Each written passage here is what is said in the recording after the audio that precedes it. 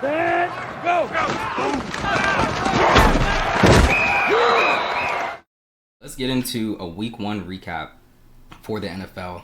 We watched the full slate of Sunday games, and I think there were a lot of cool, interesting matchups, man. I know I enjoyed it. First Sunday of the NFL season, man. We started with Dallas and Philly. I mean, how was that? That's my team, so I was rooting for them, and the boys obviously couldn't, get that victory. But pretty interesting game, man. Started off high scoring, had the weather delay. I mean, what'd you think about that?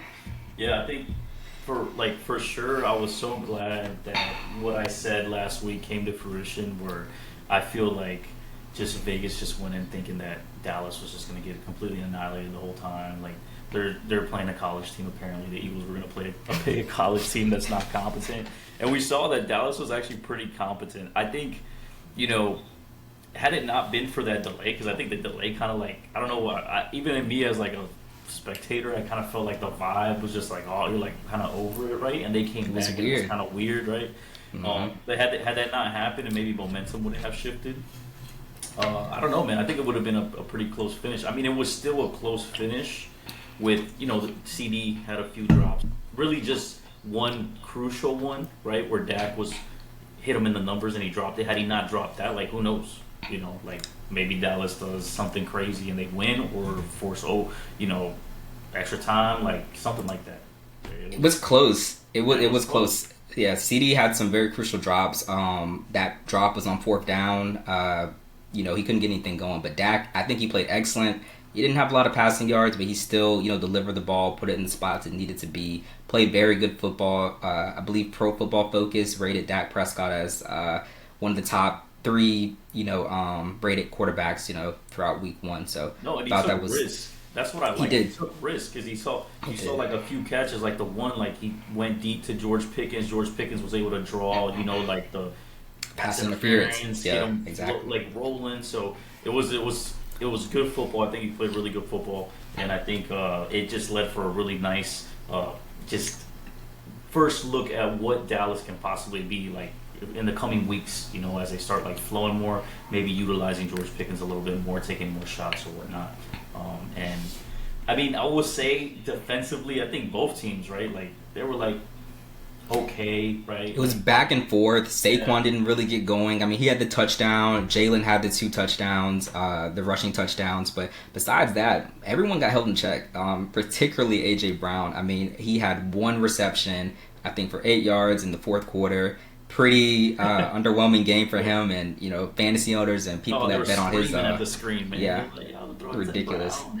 Yeah, but you know what he was doing? He was run blocking though. He was out there, helping his team in that manner. So good for AJ Brown. Complimentary football, man. Just like that's how you win the game. Seriously, and that's what it's about. At the end of the day, like these guys don't go out there wanting for our fantasies to do well, right? They're out there to win.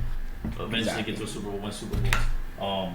But that's funny because that's what happens a lot. I stopped taking for a few years. I was taking George Kittle like all the time. I was like tight end. I was like he's good, but they utilize him a lot more in the blocking. Like he blocks a lot, and he does catch, but just like that doesn't translate to fantasy right as much. No. And you see like what happens is they utilize a receiver, AJ Brown being a big body receiver like he is. They utilize him, and it's not going to translate into fantasy, but it still translates to a victory for the Eagles, which is cool. And I guess we can, did you feel like how we talked last week about like Saquon kind of slowing down a little bit? Like Hurts and Saquon, I got it right here. Hurts got 62 yards, Saquon got 60 yards. So maybe they're just like shifting the focus, like focus again on Saquon, but we got like other threats, and maybe the threat's not through the air because obviously we didn't have a lot of action going like the receivers. Devontae Smith, I don't know how many yards he got, and I don't know, and obviously AJ Brown didn't get that many, and we saw Hurts with 2 TDs, rushing TDs that game. Exactly. I definitely think there was a focus, not just for the Eagles, but for Dallas as well. Like, they were trying to stop the run. People talk about the Parsons trade being very poor trade, but we picked up a defensive tackle from Green Bay that was, supposed to be in there to help us, block up the run a little bit. So I do think there was a commitment to that. Matt Eberflus, his defensive coordinator, I think that had an impact. And then the Eagles weren't trying to, run Saquon to the ground week one. So I do think Hurts, he picked it up some, but We are missing a very crucial point, man. Before the game even had the first snap, we had what's being known as Spitgate. Oh yeah, Jalen yeah. Carter, defensive tackle for the Philadelphia Eagles, actually spit on Dak Prescott. The cameras captured it, and he was immediately ejected from the game. That was pretty big. I've never seen anything like that. Yeah. But then So we find out that that he took it yeah. as like Dak spit towards his Yeah, direction. there was But there was no, there was a back and camera that forth. caught Dak Prescott, that he had spit on the ground towards Jalen Carter's direction. So Dak was pretty adamant that he's not that type of guy. That's not something he would do. But and I believe him. I don't see that in Dak's character. And why would he do it? I mean, everyone's watching this. He'd get caught. So I do think that was just like a really probably big misunderstanding. But you never spit on a man or a woman. Just in general. So. That was that was pretty interesting, man. Never seen Unfortunate anything. for Jalen Carter, obviously, being Yeah, the star that he is, and unfortunate for that fine he had to pay. I think he had to like forfeit his first game check.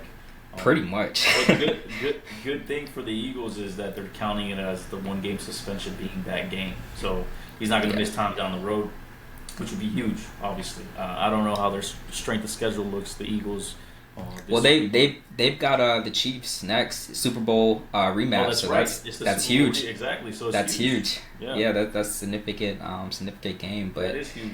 yeah, so So at we'll least they kind of see. lucked out. Yeah, they lucked Yeah, out they with did. that. They definitely did. But I think the NFL they just viewed it as you never actually took a snap in the game, so you being suspended or dismissed from it counts as a suspension essentially, and the fine. So everything kind of adds up. But yeah, CD had some butterfingers. I think that he was.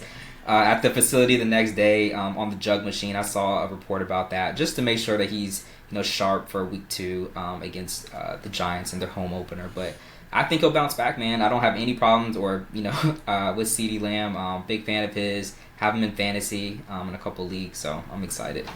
So it's not red flag, drop Yeah. CeeDee Lamb or trade him. Absolutely not. I don't think anyone's Yeah. trying to drop CeeDee Lamb at all. I think everyone's gonna definitely keep him in the lineup. But yeah, we didn't do it. We couldn't get the job done against Philly in Philly on the night that they are kind of celebrating their Super Bowl victory. Didn't expect us to, but we played that game a lot closer than what people thought. Javonte Williams showed up in the running game, so really close fought game. The delay definitely messed things up because I don't believe any points were scored after that point or something like that. It was just really nothing happening. But And you guys covered by a lot. we did. We It was scored only first too, 4. so yeah, Yeah. I think the game went up to plus 8.5 or something like that. That was Yeah, the so if you closing. took that, you were Yeah. chilling the whole time. Exactly. And for the people that bet the over, expecting the shootout because of Dallas's defense and Philly was going to keep the run up and things like that, I think it ended at 44.5, which was Yeah. a few points under. But that's just because of the delay. Guys, it doesn't work well for football when you stop the Right. game and You just cool down. let it happen. Yeah. Exactly. You lose that momentum, man. It's like big. It's big. It's even bigger in basketball. It's like all. Oh, for sure. For sure. So, For sure. no, definitely a really good game. I also wanted to highlight Dallas Goddard getting so many targets. I felt like the whole game, like with Philadelphia, like it was like Dallas Goddard, Dallas Goddard. I was like, wow, bro. For Like sure. I didn't see what he scored in fantasy, but if you have him as your tight end, like he was doing really good. It's that game. it's it's interesting you say that because I think altogether he had like 8 or 9 points. Like he had like 6 catches, but he had like 20 yards or something. So it's Yeah. very very low yardage, kind of a possession, type of thing. But he was there. He caught the passes. Yeah, but it was just funny to see. I think he was like leading targets for Hurts. It was just For Hurts, wow, okay. Dallas Goddard, right? You got like 2 threats. Like, why you not throwing the ball, man? Exactly. Does that lead you to think like, is there a problem with his throwing game? Like, do you think there's a lack of confidence there? Because he seems like he opts to just like, I'd rather run, and Sure. he's unstoppable like that. Is there like maybe Philly's like air attack isn't too good right now? Well, I would say that the way the game went, particularly after the weather delay, there was no hesitancy to kind of throw the ball. I think they wanted to control the clock. They had a few tush pushes that Dallas just could not stop, where they were able to pick up these short yardage on second and third down. So they were just in situations where they could control the clock, just run it down, and yeah, that's all they had to do. They knew what they needed to do to win. They didn't have to throw the ball. They weren't tricked into throwing it, that sort of thing, just to prove that you can throw. So I mean, you got to manage the game sometimes and just make it to the next one and not worry about other guys' stats. It's just one game. So Yeah. I don't think there was any hesitancy. I think we'll see Hurts throw against Kansas City next week. So I mean, they're going to have to because eventually, as they face teams with better, defensive tackles, like they're going to have to if they have guys that are getting out there and really rushing them heavy and getting past, the Eagles' offensive tackles. They're going to have to do something other than just run Jalen all the time. And also, you don't want to get that guy hurt. And like, who's back in Hurts right now? I don't know. Dang, I forgot who's the Eagles. Who the Tanner Eagles backup McKee. is. Tanner McKee and then Sam Howell. Sam Howell. He was with Washington for a minute. Yeah, he was with Washington, and they opted out of him. But you definitely don't want that guy hurt. I think those very essential keys is Saquon Barkley and Jalen Hurts to that team. On the offensive side. So cool. Speaking of Kansas City, man, they hosted a Friday game in Brazil, of all places, against the Los Angeles Chargers. And a few things happened in that game, man. Obviously, the Chiefs did not win this one, and the Chargers came in with the victory. But really impressive performances from Justin Herbert. His receivers, Keenan Allen making that resurgence. Just a really all-around good, dominant game from them. The Chiefs lost a key player in Xavier Worthy. I mean, what do we think about this? I definitely thought the Chiefs would own the Chargers. I thought they could come in there and do that. I think things changed after that injury, but I mean, what did you think going into this matchup and just how it all played out? Yeah, no, it was a really good game. I think the Chargers looked very good, just in general, all around, defensively, offensively. Justin Herbert looked really good too. He looked very competent. He looked like he was a really good game manager throughout the whole game. I mean, you saw that crucial last run he did to get a first down and kind of be able to manage the clock from there. He was a rusher too, man. He was. I don't know if they were not designed runs. He was just I got to get here and just pick up the first down. He was moving. Yeah. No, and Keenan Allen, I think did he get a touchdown? But I know he was in there. I think they actually utilized all three when I was looking at just their overall yardages for the game and seeing how well they utilized all of their. Because I think they got Keenan Allen. Who else do they have? Juan Jennings, is it over there? No, they have. He was a first round pick 2 years ago. His name, it'll come to me. Pulling up the depth chart right now. So they had. You're talking about the tight end? Ladd McConkey. Why did I blank on that? Ladd McConkey. yeah. Ladd McConkey, which did great that game, and Quentin Johnston. So that's who it was. Quentin Johnston and Ladd McConkey. And they actually shared the ball quite well. So you don't see that thing where, I guess you're seeing a quarterback that's only trusting one receiver on his squad or whatnot. So it seems like they're kind of overall just moving the ball well offensively. And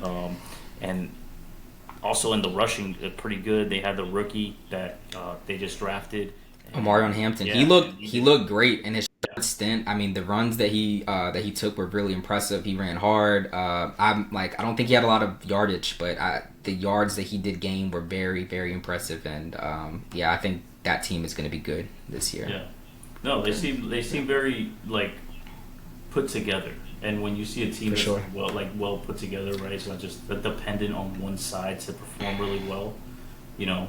For them to actually have success, I think down the stretch will be dangerous. And obviously, them being out in the West, I think they'll be one of the stronger teams out there for sure. Absolutely. And just a little tidbit that I did not realize, but I heard about it going into the matchup, is that the coach for the Chargers. I always get John and Jim mixed up, so we'll figure that out later. I forget which, but I believe it's Jim. He's the Chargers coach. Yeah, that's what it is. He is 5-0 against the spread in Week 1 as an NFL head coach. So I thought that was a really cool stat. So going into that game, they had a little bit of juice, just to handle it based on history. But really cool matchup. Chiefs are in last place in that division right now, which is crazy, man, to see that. And when you look at that division and you think, I mean, could the Chiefs actually? Yeah, I don't want to say that already. Could the Chiefs not win the division? You never want to bet against the Chiefs, right? Right. But looking at that division and you see Denver look pretty good this week. The They Raiders did. look pretty good this week They with did. Gino throwing the ball, and the Chargers look pretty good this week. So They did. maybe it's not a locked division, kind of like how I feel more like the AFC East with me, the Jets, and the kind of feel like the Bills really have that locked out. And I think we're putting it too much on, Kansas City's just going to keep locking it out just because they've come through. But sure, they've come through, but it's been years of also other teams that had to sacrifice. They've been crappy, and they've kind of restructured their teams, new coaches or whatever, and you got to give them the benefit of the doubt. They coming out here, they have really good offense like the Chargers did. They were able to upset the Chiefs, and who knows down the line, maybe the Chiefs aren't as dominant in their division as they have been for the past few years. Exactly. Yeah, and there's a very good chance they could start 0-2. I like to think Andy Reid and them will not allow that to happen, but they've got the Super Bowl champs, the defending champs, who came off an impressive victory on Thursday night in the opener. So that'll be a tough matchup, man. I think the Eagles are favored already for that match, but they've got to win, or else 0-2 is not a good outlook for the playoffs. But we'll see what happens. No, and especially if your division starts getting away with you with everybody else being 1-0 right now, because literally everybody else won in the division.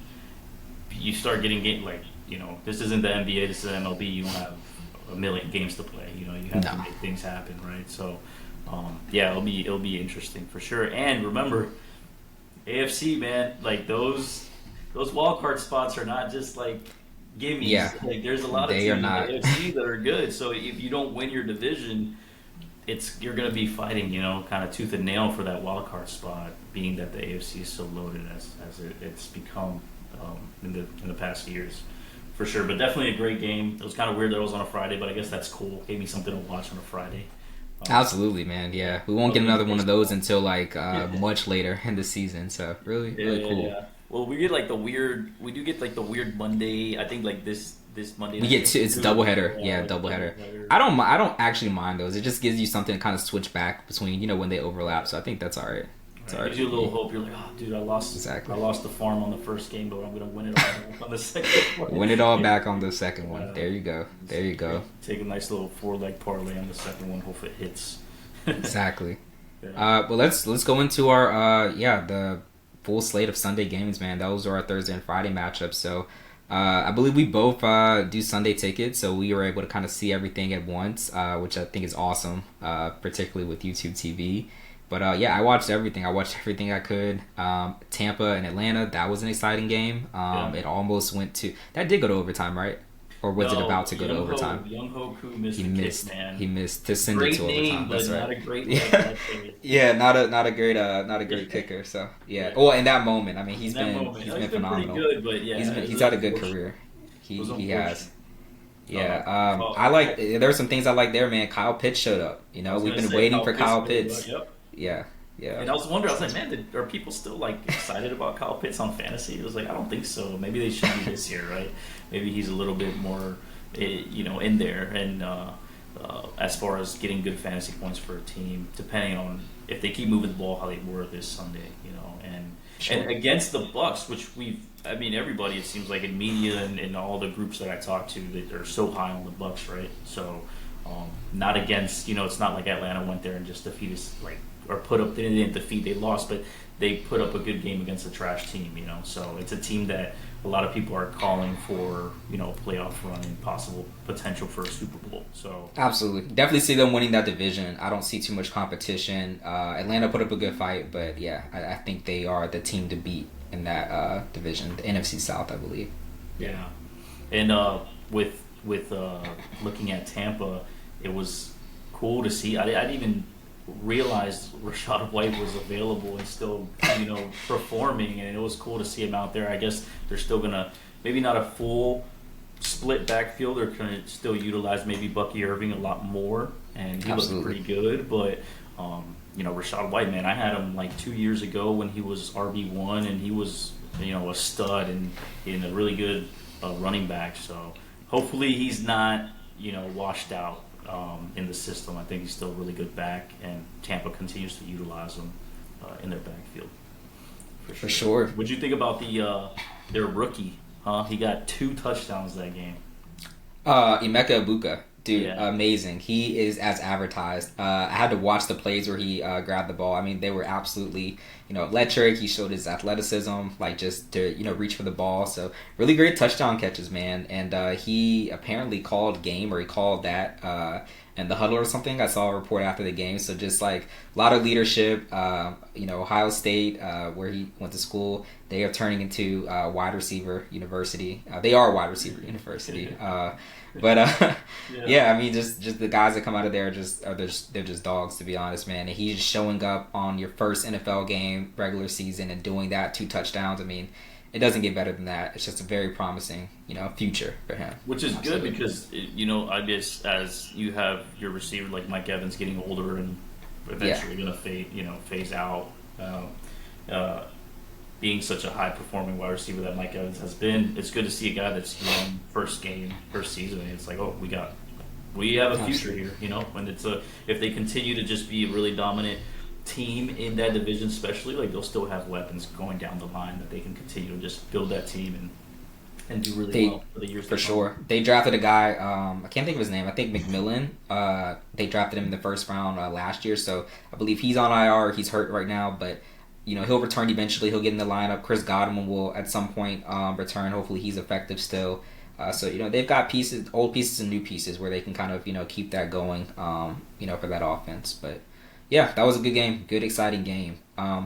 We have Cincinnati and Cleveland. That was less exciting than people thought. I think the standout from this game was that the Bengals won. They have this history of losing their Week 1 matchups over the past several years.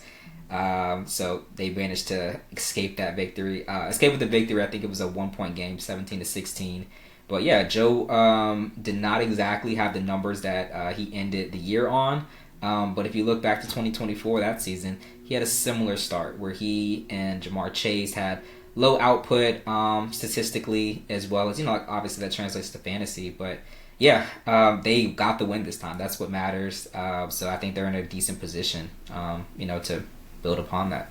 Yeah, for sure. It always seems like Joe Burrow's like always kind of gets to a slow start and Yeah, then just starts kind of just performing down the line. I think the biggest thing is definitely everybody needs to stay healthy on that team for them to just perform well down the line and start, finding T. Higgins downfield, Jamar Chase downfield, utilizing all their weapons. Chase Brown, I think, looked really good running the ball, and he did.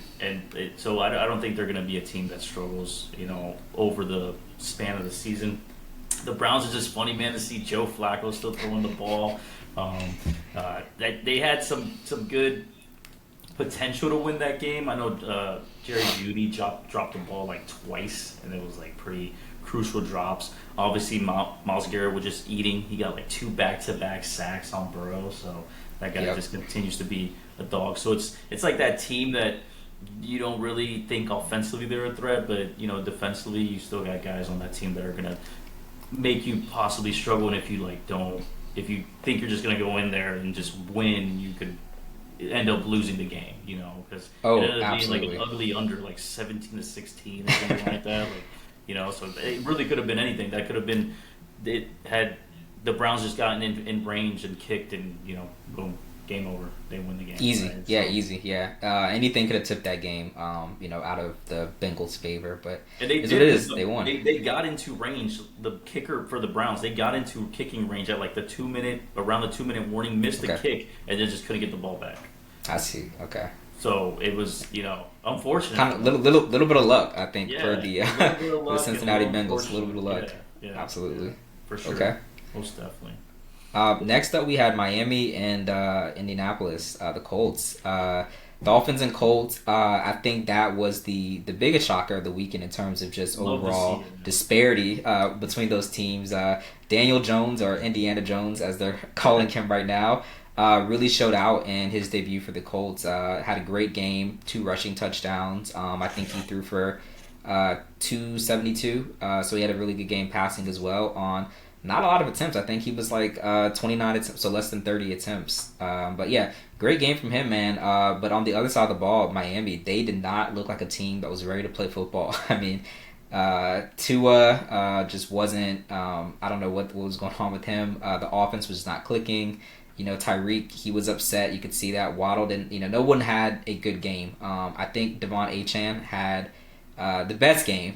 But even by his numbers, that he's put up, it wasn't his best as well. But I think he was able to score the lone touchdown for Miami.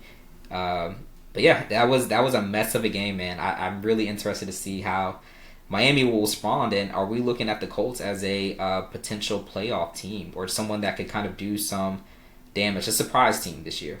Yeah, I mean, it was crazy to see how the Dolphins played. I was beyond ecstatic being a Jets fan, and being like, we're not going to be last in the division if they play like this and continue to play like this.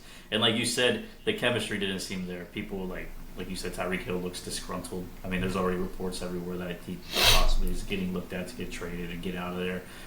Aside of it all, his personal things that are happening with him in the news. And yeah, like you said, Achane didn't have the game that everybody expects. I'm pretty sure I didn't see the lines, but I'm sure the line for him rushing was going to be at least 80 to 100 yards around there because the guy's literally a speed demon. And as we've seen him before his injuries, he was always like ripping these massive runs, ended the game with only 55 yards. So is it maybe just, I don't know, no player chemistry with Tua? Maybe it's just McDaniel's scheme's not working anymore? Like, this Madden approach of we got the fastest guys in the league, we're just going to hit slants and just throw the ball to and somebody's going to get in. We're just going to, dominate the league that way. All the above. Yeah. I think it's everything you mentioned. All those combined just caused them to have the worst start in the NFL this so far. Yeah, I think very unexpected for actually both teams.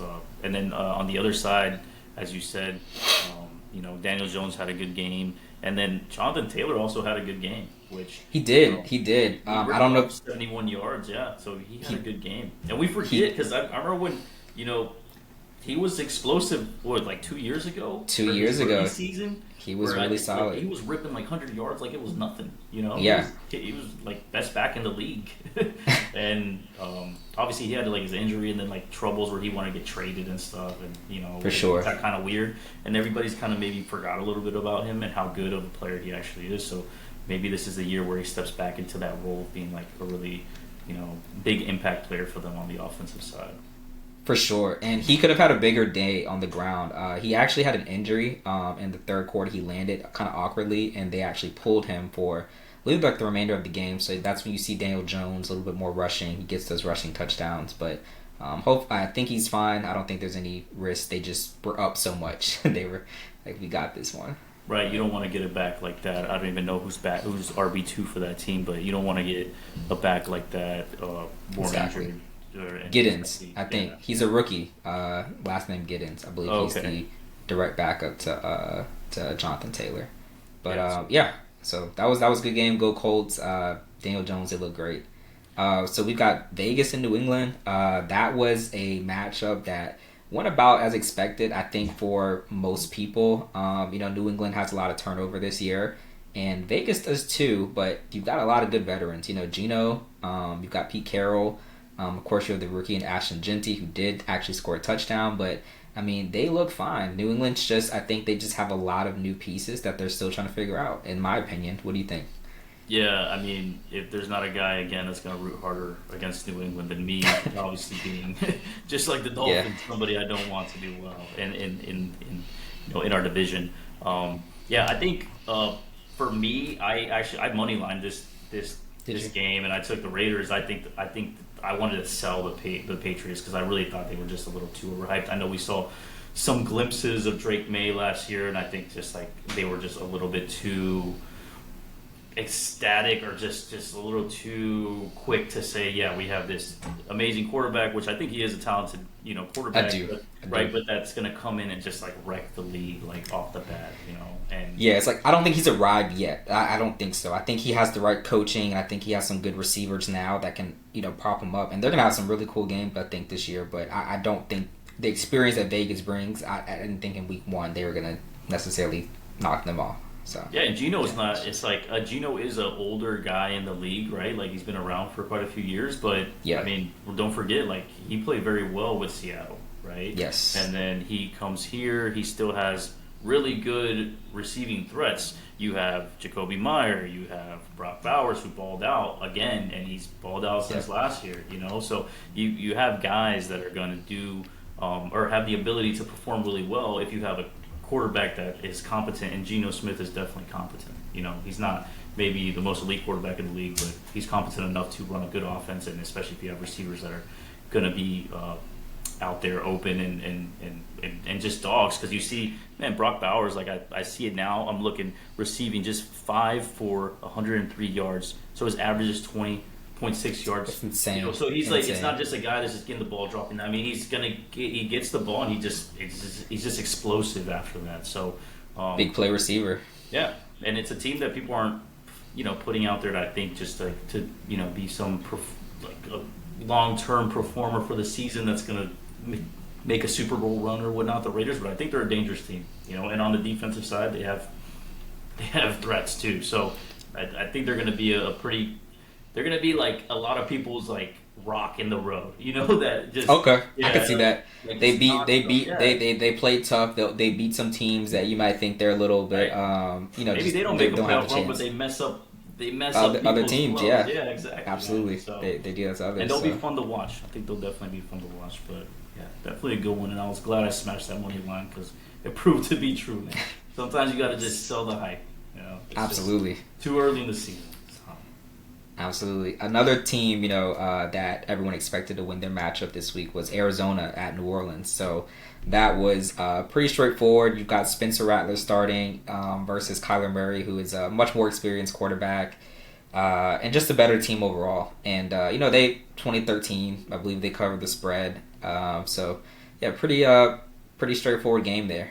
Just they did what they needed to do to get out of there, and, they won. Spencer Rattler dropped back 40 times, and Alvin Kamara somehow only saw 2 targets, which is insane to me. But what he did support, Spencer Rattler supported Jawan Jennings as the tight end 1 overall on the season in fantasy, which was quite interesting. I don't think anyone had Jawan Jennings being the tight end 1 overall at this time after week 1. But Olave was involved.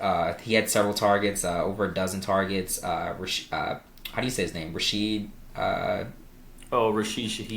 Shaheed, thank you. I think he, got some targets. But overall, I mean, high volume passing attack. They knew they were going to be down. They knew they had to, throw the ball out to stay in it. Running game didn't really go anywhere. I think Kamara got a touchdown, but overall, it was a good game on the ground for the Cardinals. I think Trey Benson, second-year guy, he had a pretty good game. James Conner got a touchdown. But yeah, these are the guys that we expect to, score. Marvin Harrison, he delivered a touchdown as well, had some good yardage. But it was as expected. They won the game, got out of there, didn't blow them out, but took care of business. Yeah, no, for sure. It was, I think, a better performance by New Orleans than I think a lot of people expected. I still am a guy that believes in Alvin Kamara being explosive for that team. I think he is probably one of the biggest offensive threats, just because obviously being like having Spencer Rattler, you're not having, we had Derek Carr, and I think with Derek Carr in the past seasons, like you were expecting maybe like your Chris Olave and just your receivers to perform better. I don't think a lot of people are looking at New Orleans to be a team that's going to perform well under Spencer Rattler, but maybe they will. But Alvin Kamara, man, tiptoeing on the sidelines. I saw that on Red Zone, tiptoeing on the sidelines. Amazing foot control, man. That's training. That's your work in the lab. Beast. Yeah. Still a dog, still a beast. Still I took him doing in quite a few of my fantasies because I love him, and I think when the going gets rough and you have your backs, your elite back in these leagues, somebody's going to get hurt at some point in the season, and you're going to be thankful that you have Alvin Kamara on your bench because he's going to be one of the better backs available. So. Always, and he's going to catch the ball. That's important in fantasy PPR leagues. It's so important. So to see him not be utilized in that way, it's kind of a letdown, especially when there are 40 pass attempts. But I think Kellen Moore and that coaching staff will probably correct that. Got to give him the ball, I think. Yeah, no, definitely. And for Arizona, it was good to see the Cardinals, win. I think a lot of people were rooting for them to do well this season. I love James Conner, man. It's unfortunate. I think he's going to take a step back with Trey Benson, and it's going to be kind of like just very split, which kind of sucks for the fantasy side. I did take him in some of my leagues, and I benched him, and I'm glad I did. I think he's still obviously like a really good running back, but obviously they're not going to utilize him to get majority of the reps, and they're going to split it and maybe phase him out at some point. I don't know, but for sure, still a huge threat in the red zone. I think that's where we're probably going to use him the most, just because he's such a big body dude. And I still remember, man, watching him in Pittsburgh, and he was just a dog, man. Yeah, he was a dog that year that Le'Veon Bell did not report. Yeah, he was he was the best fantasy pickup like that season. Amazing, yeah, absolutely amazing. He was legit. I don't even know why when they went away from him, and I was like, man, I think it was too early. Like, you guys went away from him a little too early, but oh yeah. That's how they try to just sell backs, man. I mean, what the running backs gets old at 28? They start like for sure. And Connor, I think he's up there. He's 28, 29, maybe 30, but he got extended last offseason, or this most recent offseason. So I mean, it sounds like he has a future there, at least for the next, couple of years or so with that team. Even with Trey Benson ascending, so to speak. But yeah, going through the rest of our matchups, man, we've got Pittsburgh at New York. I know this was your game. I know you were super excited. I know you had Jets money line on all your tickets, man, and it looked like they were going to pull it off, man. I will let you have the floor. Really impressive game. I think this was the most, besides Sunday Night Football, this is like, the most exciting game of the week outside of that. Yeah, man, it was the return of Aaron Rodgers back to New York. It was a good game to the end. It was really unfortunate that we weren't able to pull it off. I blame it on Xavier Gibson with that drop. He actually got cut. He got cut. I saw that today. So, got released from the team. Yeah, and it wasn't even just that one drop. I was able to catch a preseason game, and he dropped one that preseason game when I was out there in New York, and so I guess it's just ball security is not something. It's just something he struggles with, and also throughout that game. Because the dude is super fast. He bursts through, gets too excited, and like he fumbled his own ball. He's just like, nobody touched him. I'm like, dude, you can't be like that. You got ball security is a big deal. So yeah, that was unfortunate. But other than that, I mean, I think defense played really good. Will McDonald got 2 sacks, which was great. That guy's a beast. Quinnen Williams got a sack. The defense was playing pretty well. Sauce played. He played well, man. He played really good. Well. Obviously, DK didn't have a big game. Like they kind of locked DK Metcalf up. Well, the thing is, like, it seems like Rodgers was like that with us too. And Rodgers doesn't. He can take like a deep threat receiver and chuck it out there, but most of his stuff is just like short dumps. And DK is explosive, right? Because he's such a big body receiver, but he can still get up to speed like super quick. Absolutely. So that was obviously a threat that was hard to stop.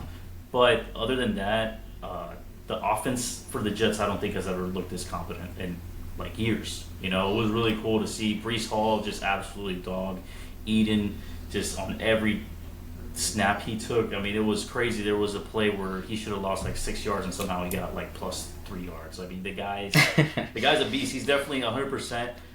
Yes. Not RB2 at all. Like Braylon Allen, you gotta wait your turn, bro. Like, you need to watch and learn. This dude is you just see him and you see the way. It's just like the way he runs, man. He just has such great vision, is patient, and then just hits a hole and is a boom gone, just like explosive. And he's a big dude. He's not a small back. So I think they'll continue to utilize Braylon Allen maybe in like those red zone opportunities to kind of, because he scored a touchdown that game, right? But it was like first and goal on the 1, something like that. Yeah, so nothing crazy, right? Because the 7, I think he got 7. I'm looking at it right now. Yeah, he didn't get that much. He got a total of 6 snaps for 9 yards, man. 9 yards. So he wasn't, maybe not the best game for him, but I think this game cements seeing how much work Breece got and just how he played that. The Jets are gonna continue to heavily utilize him. Also, just being that Breece has really good hands and is able to catch the ball really well too. I think also with Justin Fields, we saw, we obviously lost Elijah Vera-Tucker, which was like a super key piece to our offensive line, and we still, saw that Watt couldn't get to him. Watt didn't get a sack that game, right? So he didn't. You know what? If I go and interject. The Steelers defense let a lot of people down in fantasy. Like that was a defense I picked up just because I figured it might be a low scoring game based on the total, where there'd just be some plays where you get some points for that. I mean, they let a lot of folks down, so I don't know if that's just the overall outlook on the Steelers defense. Maybe not as good as people fear them to be, but I mean, it just was not what I anticipated at all. So yeah, could be a weakness for them. Talking to some of my buddies about the game and just kind of thinking a bit, I'm like, man, is the offensive line going to be okay, or is just like Justin Fields, is he just like really elusive, right? And he's just going to be a guy that's able to kind of just move around and get away from these defenses, because obviously we saw Aaron Rodgers is not that elusive. Justin Fields is a different breed and obviously much younger. So hopefully going down the stretch, we continue to just have an offense that can perform like this. I think we're going to win more games than anticipated for sure, and I think we're going to be pretty dangerous and a lot better than people expect us to be. This was a loss for us, but really I don't think it was a loss where you say, oh, the Jets are trash. Like, no, I think a lot of people saw this game and they're like, the Jets are all right. Like the Jets are huge morale victory just for the fan base overall. I think it really did something. It put some energy into it. And then if you look at fantasy, man, guys that were down on Breece Hall, I was a little down on him. I think I have Breece in 1 or 2 leagues. I have Justin Fields in a couple. Just because I anticipated, like he's going to have these huge games, but it just shows like everyone saw it now. And now everyone's like, okay, it's on the radar. We know to expect big gains from the Jets this season for sure. Yeah, sure. And also remember like Justin Fields and Garrett, they connected, man. They were quarterback and receiver, in college, at Ohio State. So I kept telling people in the offseason that, they are going to have great chemistry. They're going to, produce in this offense. Everyone's like, oh, it's a low volume. Like, dude, I don't know about that, man. Look at the guys who have gotten there. College, they're Derek Carr, Devontae Adams. There's Joe Burrow, Jamar Chase. You have these guys that they get their they get that connection again, and the pros, and it's still good. So, and looking back at the game, man, I really think we could have really looking back at that last play, obviously where Justin Fields scrambles a little bit, dumps it to Garrett. Yeah, maybe not the best decision. I think he had enough room to kind of run and try to force a first down, and I think that's where he should have gone, because obviously you have Jalen Ramsey right there, and he's a dangerous dude. He's very good at DB. So I don't think that was I think he's probably kicking himself for that one, and I think they could have honestly marched down the field and at least given Nick Folk a kick to possibly win the game. So absolutely. And I mean, the game kind of came down to Chris Boswell hitting a 60-yard field goal, outdoors. I don't think the weather was too bad, but it's that's just difficult. He probably doesn't make that each time. Out of 10 times, he probably doesn't. So difficult attempt, and he made it. So kudos to him for getting that through. But excited for the Jets, man. Seriously, very excited for what that's going to bring this season. Yeah, they'll definitely be a team that I think a lot of people will be excited to see every Sunday, because we'll see. We got the Bills at home this Sunday, and we'll see, man. I mean, the Bills are nasty, so yeah, that'll be some proving ground right there. Absolutely, that'll be a fun matchup. I'll be tuned in. We got the other New York team playing at Washington, the Washington Commanders. New York kind of came out of this game very flat. It looks like they're repeating a pattern of not scoring a touchdown in the season opener. What's up with New York, man? I mean, we know they have Jackson Dart. We know they have Jameis Winston. Obviously, Neighbors is there. But it just seems like they couldn't really get anything going when the Commanders just they seem like they cruised through this game pretty much. Yeah, no, definitely. And I don't know, man. I'm not an anti-Russell Wilson guy. Obviously being back in the Seattle days with such an elite team that they had back then. But maybe Russell Wilson not the most effective, option they could have gone with this season, but it's what they have. I just think he's kind of the same old Russell Wilson from last year, run around, possibly make some type of something happen, but it's not going to be something where it's consistent and produce good football, good winning games down the stretch. So I think New York is still stuck, man. I think the Giants are still going to be stuck. Yeah, and they're going to probably be looking at this offseason. We're probably going to see the head coach get fired. at some point. Yeah, at some point, Brian Daboll is going to have to Yeah. go. It's unfortunate because I do think he provided a spark in that organization. I mean, he was able to get Daniel Jones paid essentially, so I do think he's very competent. But I think honestly, the issue with New York, and it's been the issue for a long time, even when Eli was there, is the offensive line. I think that they just don't have a great offensive line. They haven't been able to draft a unit that just can mesh well together. I mean, you go to a game and you got Russell Wilson and you've got a run game that can't generate 40 yards rushing. Like, that's an issue, So Right. I think any quarterback that has to deal with that sort of outlook, you're going to struggle as a quarterback. But yeah, 6 points is unacceptable. That's really in today's NFL. It's really unacceptable. So And it plays back. We see, we see the difference now, right? We see, Yes. Jones going to the Colts and being able to produce a good game. So was Absolutely. it Jones, that was not working for that team? Was it not? Now you're like, man, that kind of, it's like, who won the breakup, right? Like that Exactly. sucks. I do think there are issues with New York and kind of how their teams are constructed. I really do think that there is something there. So maybe it won't matter who they put behind, at quarterback, but they have to figure out that offensive line. And maybe they do make a change at some point. I think they will, but you got to give Russ at least 4 weeks. You don't want to throw a rookie or even Jameis really behind that, offensive line. Expect things to be significantly better. So, yeah.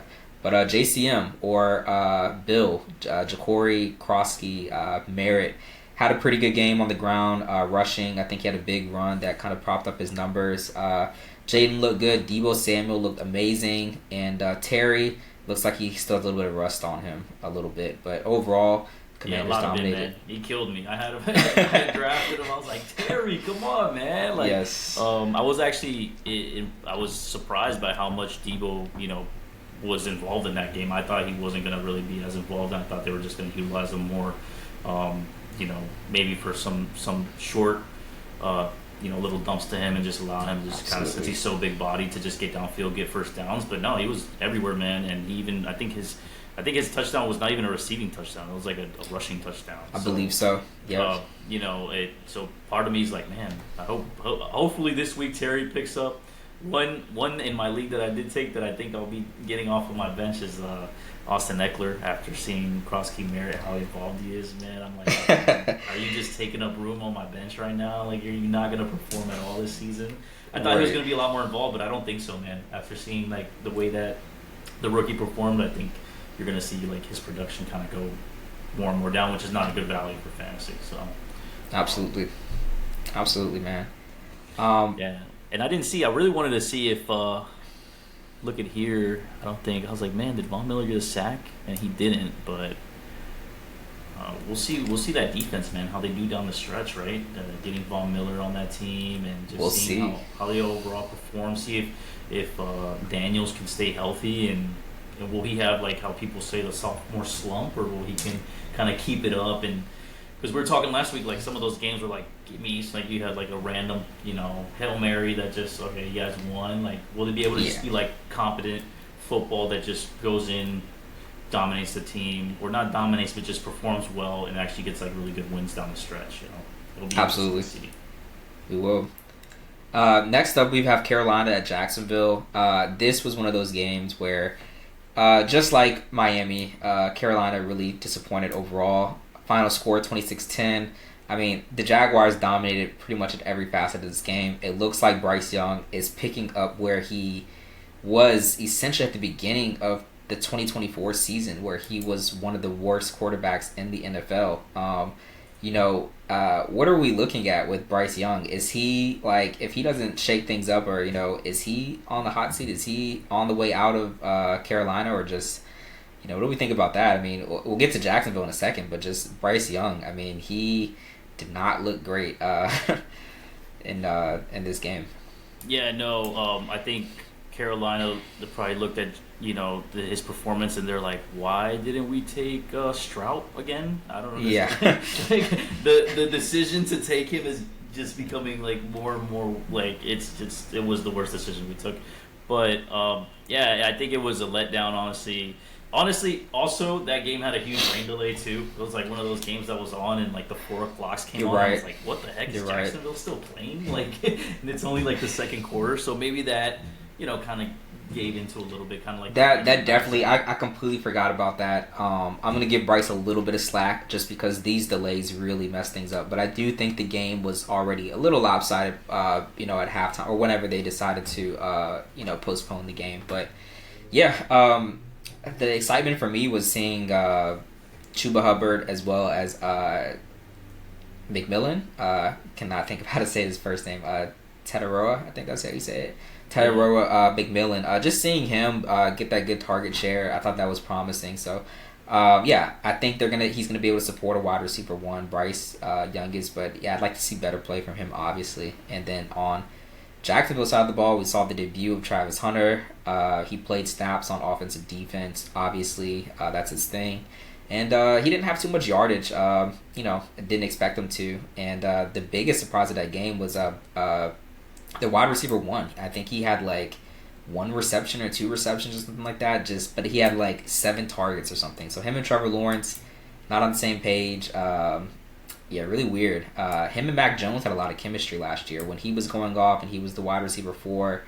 I can't think of his last name. First name Brian, but that was when he was really explosive. But for Trevor Lawrence, not replicating that same efficiency. But we'll see. I think that improves over time. For sure this season. Yeah, and they had Christian Kirk over there too, which was really good. Obviously now at Houston, it'll be interesting. For me, the biggest pickup really of that Jacksonville game, and I love it because I drafted him. Travis Etienne, man. I've got him in a league. When I saw his final stat, I was so ecstatic. I was like, he did what on 16 attempts? I couldn't believe that, man. He balled out so hard that they're like, yo, Tank, you're out of here. They traded Tank. We got this guy. Everybody that picked up Travis Etienne on fantasy is like, super excited, ecstatic. I am too, man, because it's one of those leagues where I think he is my running back 4 actually, and I'm just like, dude, I got a deep bench, man. Like, I'm like, this is awesome. I'm super excited about that. So love his outlook. Him and Trevor played college together at Clemson, so I think that chemistry is just gonna build. He's gonna feed him. He's it just works. They know what to do with each other. So that's awesome. Yeah, I don't know why they were just selling him so low this year, man. Like they were, I don't know. Last year wasn't great. He didn't have a good season last year. So, but new coaching staff. I mean, like, is Travis Etienne? Is he like the new Bucky Irving for Liam Cohen, the new head coach? Maybe we'll see. That'd be awesome. I'd love to see that type of year for him. But yeah, that was a good matchup just for Jacksonville, their fantasy players. That was cool. Our next matchup is we have Tennessee at Denver. So debut of Cam Ward. I know you were pretty big on him. I think you drafted him in your league. I think I saw him on your bench. And then Denver, the return of Bo Nix, R.J. Harvey, his debut. I think they have another rookie receiver, but lower scoring game than what I would have imagined. Tennessee hung around quite a bit. I think it was tied at several points during the game, but obviously Denver got that running game on track, and there was nothing they could really do. But Cam looked good. I mean, like, just from how he looked, he wasn't ducking hits. He stood tall in the pocket, very poised, hit receivers right in the hand from what I saw, and they just couldn't come down with the targets all the time. But against the best defense in the NFL, I thought that was impressive. But what do you think? Most definitely. It was unfortunate. I think they had a shot at like Calvin Ridley there late, and he dropped it. And they kind of, I think I saw a few reactions. This is like Cam Ward's dad was like in the audience. I saw he was like, oh man, he was like, this is devastated. He was like, I feel you. He was probably 3 yards off of the player prop for receiving on Calvin. probably. And he was like, man, I can't believe it, but. Yeah. No, I think he went in and I think he's going to be, pretty competent. Obviously, Tennessee being one of the teams that I think most people are pretty low on for the overall outlook of the season. And Denver, most people are going to, bet on Denver on that game overall just because, they've been on the rise since last year. They just have been able to be very competent, really good defensively and offensively. With Bo Nix putting the ball out there, using Cortland Sutton. They had R.J. Harvey, which I love because obviously that's like UCF. I'm a UCF fan, so glad to see him doing well.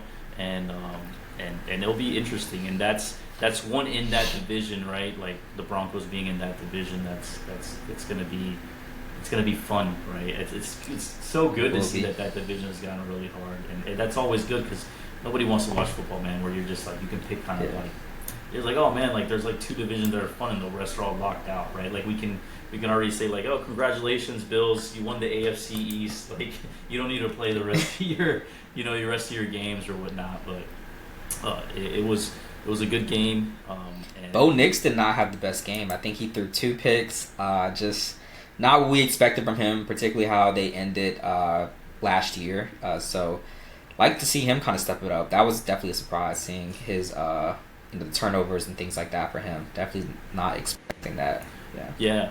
No. I think I think he is like just watching him just last year. I think he is going to be competent. I think they're still going to be like a good team down the stretch, and maybe that first game is just getting the nerves out. I don't know. Who knows? But I don't think he's going to be maybe washed this year or not be able to perform at a higher level. Maybe I'm just too high on Bo Nix as one of the younger one of the younger quarterbacks in the league.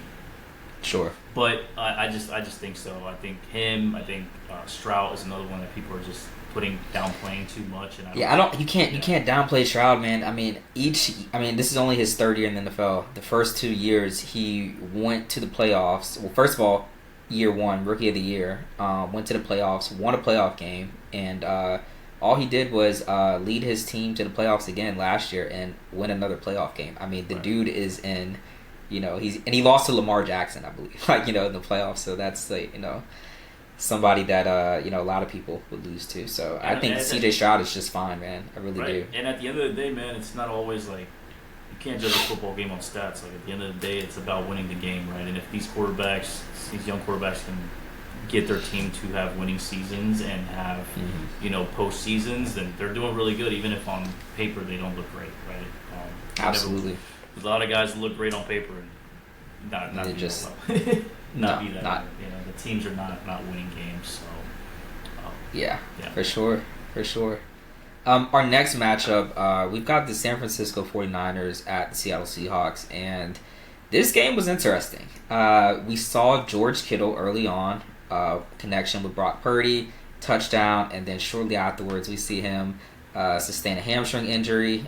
Kittle's actually up there, he's in his 30s, and he left the game and did not return. I think he's on IR currently, but they figured it out. The San Francisco 49ers, they got scored on, but they decided to come back somehow and kind of win the game. Brock Purdy threw to I think he's a rookie or a second-year guy, but he's definitely the backup tight end behind Kittle, and that was essentially the winning drive, the winning touchdown. Seattle and Sam Darnold. I mean, Sam Darnold made some plays. Jackson Smith and Jigba had a really big day, but the rest of the offense really didn't, and the defense kind of held Seattle together. I think they have a really good defense this year. Couldn't get the running game going, but San Francisco was able to squeeze that one out, even though they had so many missed opportunities. Look at their kicker, Jake Moody. He missed 2 field goals. He actually got cut, I think, yesterday or today. And today being Tuesday. Yeah, but that was interesting, man. That was quite the interesting matchup. Didn't know who was going to win it, but Niners figured it out. Won by 17-10. Yeah. 17-13.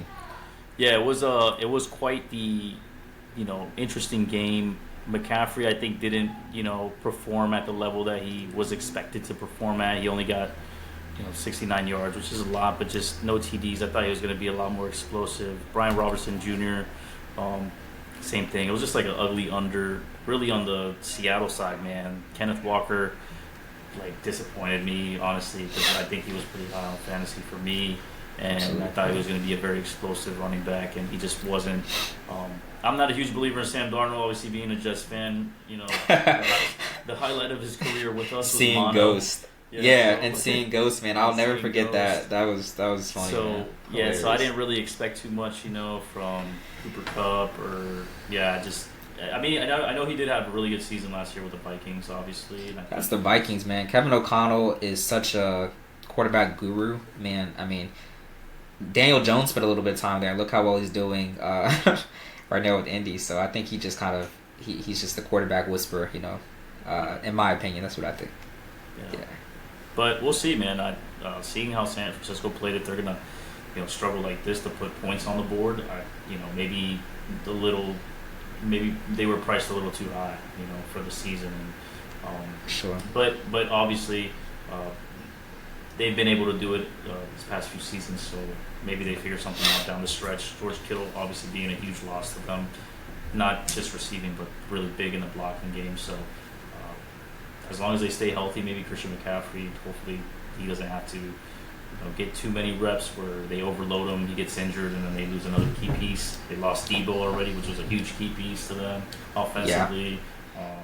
They're already down Brandon Ayuk. They have Ricky Pearsall, who did have a pretty good game. He had a good final stat line as well. But Brock Purdy is looking like he might miss time, actually. As of today, there was a report out that he's looking unlikely, sustained a couple injuries from that game, and probably just needs a game to recover. So Mac Jones is actually the backup in San Francisco. So we could be seeing Mac Jones next week on Sunday against the New Orleans Saints. So wow. that'll be an interesting matchup for sure. Yeah, that will be interesting. And Brock Purdy, and they just paid him right this offseason? They did play Purdy. It looks like he just kind of got dinged up. Nothing that is going to put him on IR or anything, but definitely something where he may not be effective for the game coming up. But yeah, he did get paid, so they expect you to be available. But when you can't go, right. You can't go. Unfortunately, can't get complacent, man. Come on.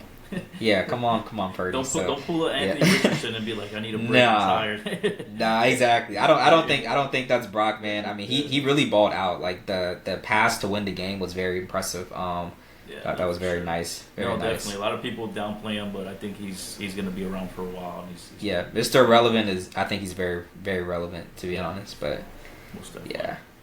Next we have Detroit at Green Bay. This is a matchup that I think a lot of folks thought would be more of a closer game. You've got Green Bay winning decisively. Their home opener 27-13. Detroit just never seemed to really get it going. I know you have Jared Goff in one of the fantasy leagues, and I'm sure you were expecting just a continuation of that. I was too. Just Ben Johnson's gone, but that doesn't mean like the personnel has changed. So what happened here, man? What's going on? Jahmyr Gibbs, I think he had this crazy stat line. The most receptions for the least amount of yards, I think, recorded. I think he had like 10 catches for like 20 or 30 yards. Really interesting. But what do you think happened with Detroit? Maybe it's just Green Bay's defense is that good. I don't know. Sure. I mean, but they're obviously like a team, in the NFC that a lot of people are really high on going into postseason and possibly Super Bowl with the squad that they have. But no, man, I overall, I was kind of shocked. I was like, man, why does the offense look so sluggish for Detroit? Like, why can't they get it going? They have Jahmyr Gibbs, which is super explosive, and he just couldn't get it going. And Jared Goff just couldn't get it going either. So I don't know if that's, maybe something that they're going to look at this week and be like, does the scheme need to be switched up? Like, what's going on here? Because it's not like they lost huge players where they had to redo everything, right? Or start all over from ground zero. So I was pretty shocked. I think most people looking at their fantasy is shocked, even with Jahmyr Gibbs, more than me by just having Goff. I don't have Jahmyr Gibbs, but I was like, wow, like Jahmyr Gibbs did that, right? Like you didn't expect that at all. Like I expected at least like 50 to 60 yards rushing minimum, man. Like that was crazy, but maybe like I said, man, like Green Bay is just that good defensively, and they were just able to stop. But we'll see. I guess as the season evolves, I wouldn't sell Detroit right now. I still think that they can kick it into gear at any point, just because they have such good weapons on their team on both sides. So we'll just have to kind of let it play out, and their schedule doesn't look too crazy. But that division they're in is going to be very tough, man. We're going to get to the Minnesota game and Chicago soon, but that's a tough division. It's not an easy division. Packers look like the best team right now, so Yeah, Yeah, pretty much. And they added Micah Parsons. You know, like that's a huge addition right there. Right. So. And he got his first sack in Green Bay uniform, which is cool. He did. I think most opponents of that will say, like, you know, he got it when the game was, you know, sort of out of reach. But the point is he did it. That's a highlight reel, of course, because he just got there. I mean, he's been there for like maybe like 24 hours, you know, exaggerating some. But the point is he has not had much time to gel with that team. But he still was able to go out there, get a sack, even though the game was out of reach, and just make an impact, do something for the fans, particularly at a home game. I think that's, you know, huge. Everyone is probably excited. Man. Exactly. Jersey sold for them for sure. I definitely think. I don't know. What's your take? You being a Cowboys fan, you think Jerry did him a little dirty, kind of throw him out the butt, kind of just like that late in the season, like season's about to start, throwing him out like that. Yeah, it's definitely odd. You never see a player of his caliber that has his accolades make it to a fifth-year option where they're, you know, essentially having to play on it, or the other option is go to another team. You don't see that, actually. So that's first oddity. The second one is just you don't even trade a guy like that. They're not even available for trading, you know, that close to a season opener. So that is another oddity that just doesn't happen. So yeah, I do think that kind of gave him just a not the greatest farewell gift to essentially leave, but it sounds like that standoff was very real with the injury, just with the contract talks, and just all the stuff that goes on in Dallas that is just not normal, but only happens seemingly in Dallas. So it just turns out that stuff was realer than what we, you know, imagined initially. But yeah, and it seems like the new thing in the league, and I've read a bit about this, is like basically if things aren't working, like it's just like request a trade. Like that's the new thing. It's the new thing. It might not even be real. Like they might just stay there and figure it out. But it's their way of like being heard. Like I'm disgruntled. You know? It's all you can do. It's all you can do. If you're a star player, particularly a first round pick, man, and you're trying to get that second deal, you know the team owns you for 3 more years. You know, essentially by the time your 4-year deal is up, man, because you got the 5th year and, you know, 2 franchise tags. So. These owners are not afraid to use those. They really aren't. So you got to do what's best for you and your family. And, you know, I grew with Parsons. You know, he was going to have to play that out. So, you know, he should not have had to play that out. I mean, there are guys that were drafted after him that got their deals already. So I think he made the right choice for sure. Yeah, no, most definitely. At the end of the day, it's a business, you know. It is. Next up, we've got Houston at LA, the Rams. Low scoring game. Houston is a team that just, I think, has a really stout defense. Offense wasn't able to get much going. I think LA has a very good, like, you know, their defense is not on the back end but on the front end. I think they have a very strong defense. You know, I think teams will find out sooner rather than later. But yeah, Los Angeles, I mean, they look good number wise, man. Stafford was Stafford. Puka had a great game. Kyron, you know, he's like the only one touching the ball in that backfield. He had a solid game as well, man. Houston just didn't have enough to get this one done. But I wouldn't say Houston is out of this in any stretch of the imagination. I think they're probably still in this. They've got a good defense, a great quarterback. They got some injuries on offense. You know, obviously Joe Mixon and the receiver core is a little banged up. But yeah, this was an interesting game. Puka had a really strong performance. Devontae Adams not too much, but I mean, where were you on this one? I mean, this would have been like a pick 'em for me. You know, I wouldn't have known which one to pick, essentially, who would win this one. Yeah, I think going into it, LA was a little favored. I could definitely see that by just the fact that Houston's receiving core, like Tank Dell and, you know, some of their guys were banged up, obviously Mixon. But at the same time, I still believe in Nick Chubb. He had a pretty solid game. He had 60 yards. I mean, he's been a stud. Obviously, with all the injuries that he's had, maybe people were like questioning, is he going to perform at the same, you know, level and caliber as he had in the past? And he's getting older, but I think he's still a really solid back. That's going to at least allow, you know, Houston to utilize him to establish a good run where then they can, you know, take shots downfield at, you know, their targets like Nico Collins, obviously still being a huge threat. I was surprised that they didn't, you know, he wasn't able to connect with Nico Collins as much. I know if you had him in fantasy, you probably saw that he didn't do too well this game. But, I mean, LA, man, like, Stafford is just solid. The guy is super solid quarterback. Kyron Williams, I think they paid him this offseason too. They did. He got paid. He's a super good back too. If you picked him up in fantasy, I think you're going to do really well throughout the season. He's super solid. Puka Nacua is a beast, and he just came out of nowhere like a season ago or whatever it was. Yeah. Like, nobody even knew who he was, right? Everybody's focus was obviously not on him, and it was just crazy. Whoever picked him up that season, I think like won one of my fantasies because he just excelled. Yeah, I didn't see Puka. I should have paid closer attention. I remember that year my team was so stacked in fantasy. I'm like, I don't need to pay attention to this guy that was a third, fourth round pick. Man, I can win with my guys, and I should have been paying attention. So yeah, it's one of those moments you just gotta always pay attention to guys you did not expect to, step up. But it is what it is. Good for them. The Rams, they seem to be on all cylinders. Stafford is healthy. Seemingly, I know he had some issues in training camp that kind of seemed doom and gloom for his overall season outlook. So, and losing Cooper Kupp, I guess, not that big of a deal for them. Well, when you got Devontae Adams, man, I mean, he's a dog. Devontae has been one of my favorite players in the NFL since like 2015. Like he's a really, really awesome man. Yeah, super explosive. Like after he the catch, you could just make moves downfield. Crisp routes too. Like his route running has always been super impressive to watch that. Yeah, very cool. So going into which I think is probably going to be the game of the year, Sunday Night Football this past week, the Baltimore Ravens at the Buffalo Bills. This is their last, the Bills' last season opener at, I think, Highmark is their stadium where they play it. They'll have a new stadium they're playing in last year, so this is truly the last time they will have a season opener here. This game was electric, man. I mean, from start to finish, you just had action, man.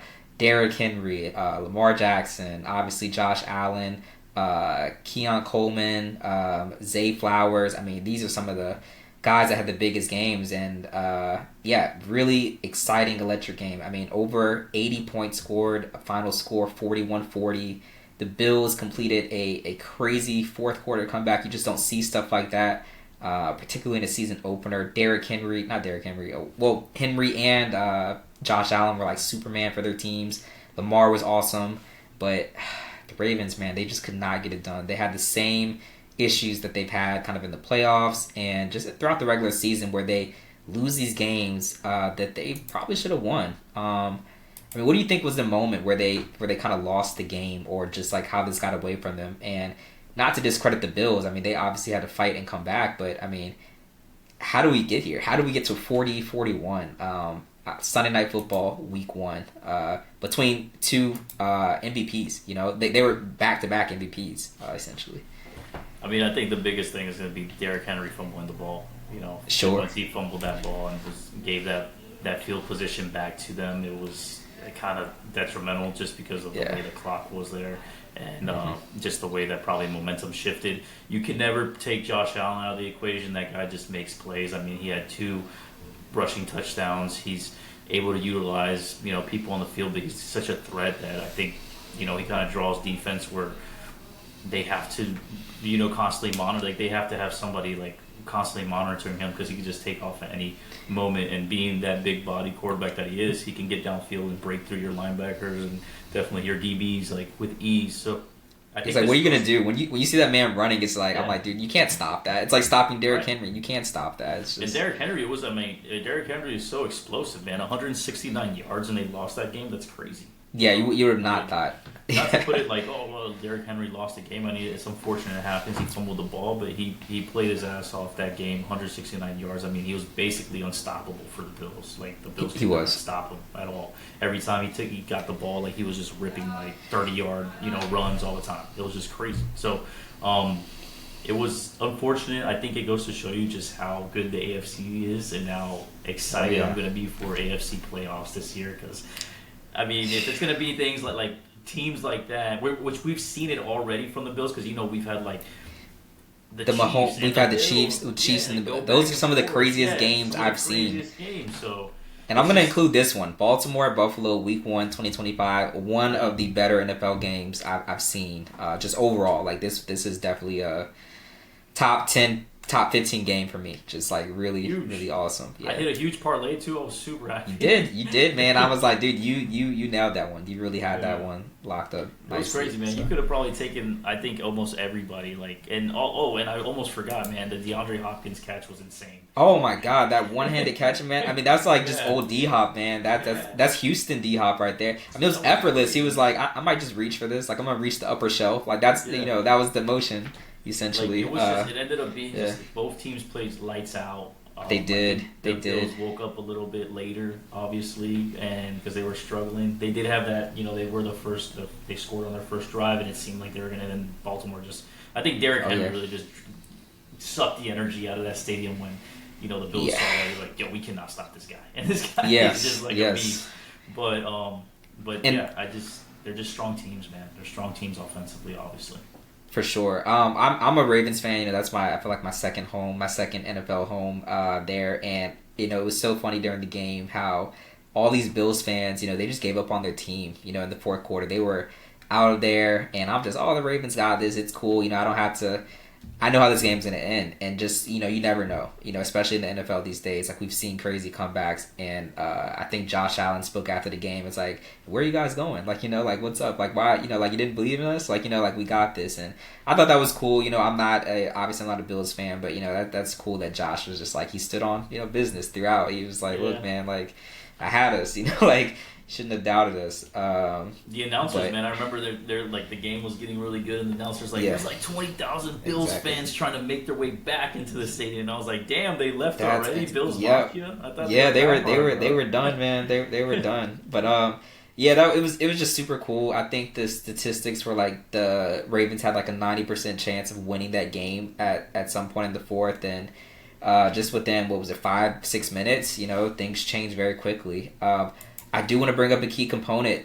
It was in obviously the fourth quarter, but they had like a 4th and 2, but they were in their own territory. The Ravens, and everyone's like, why won't you just go for it and just win the game? Because if you pick that up, the game is over. Well, if they had done that, they didn't pick it up. We'd be talking about that as well, obviously. Yeah. So, so there's always that, but it sucks for the Ravens. It really does. But the Ravens will be fine. I think they had the much better team, not much better, but just better team on paper, and just overall from what I saw. The Bills they had a lot of things go right for them. Not hating on the Bills, they had a lot of things that needed to happen, and obviously the Ravens, they messed up at key parts as well. So, but I think these are just two playoff teams that will probably meet again later this year, just like they did last season. Yeah, no, definitely going to be an interesting season in the AFC just to see, like, you got a lot of juggernauts out here that are just going to be high offensive, performers, and apparently NFL's going to be college football overs in the future, unless they're going to, maybe they'll make the field, 200 yards, I don't know. It's kind of like golf, like, these guys are so good, like, don't matter how long the field, like how long the golf course is, these guys are still going to shoot super low. They're just really good athletes, So they are. It's fun to see. I think. What do you lean more towards, like offensive games or defensive games? Are you like, man? I'll be honest, man. Like the offensive games are just so much more fun. It makes me think back to that game several years ago where Patrick Mahomes, Jared Goff, they had that duel where it was like 50 points on each side. Like that was really fun to watch. Like you remember games like those. The defensive ones are fun. Just from like if you're a real football guy, like just like a strategy, but like it's not as exciting. You want to see guys catch passes, score touchdowns. You want to see crazy jukes. You want to see these things that are exciting. So offense for me, for sure. Yeah, it's definitely offensive is a lot more entertaining than defense, especially if you don't know your stuff and you're like, oh, this is boring, right? Exactly. It just looks like guys are just incompetent sometimes. Like just the average. It's like you can't catch that. Like what's going on? It's like the defense is just solid, man. But let's go into the Monday game, September 8th. We had the Minnesota Vikings and J.J. McCarthy and Caleb Williams and the Chicago Bears, the new-look Chicago Bears with the Ben Johnson, the OC, coming over from Detroit. So this was one of those games. By halftime, it looked like a defensive game. I think we texted back and forth a few times, this game is going under, we're not 17-10. We could see that very easily, that sort of thing. And Yeah, this game really turned up in the fourth quarter. Almost Over 30 by a mile, I think. Yeah, it did. Over 50 points. Eventually scored. Like the opening over. Yeah, exactly. Final score 27-24. So 51 points.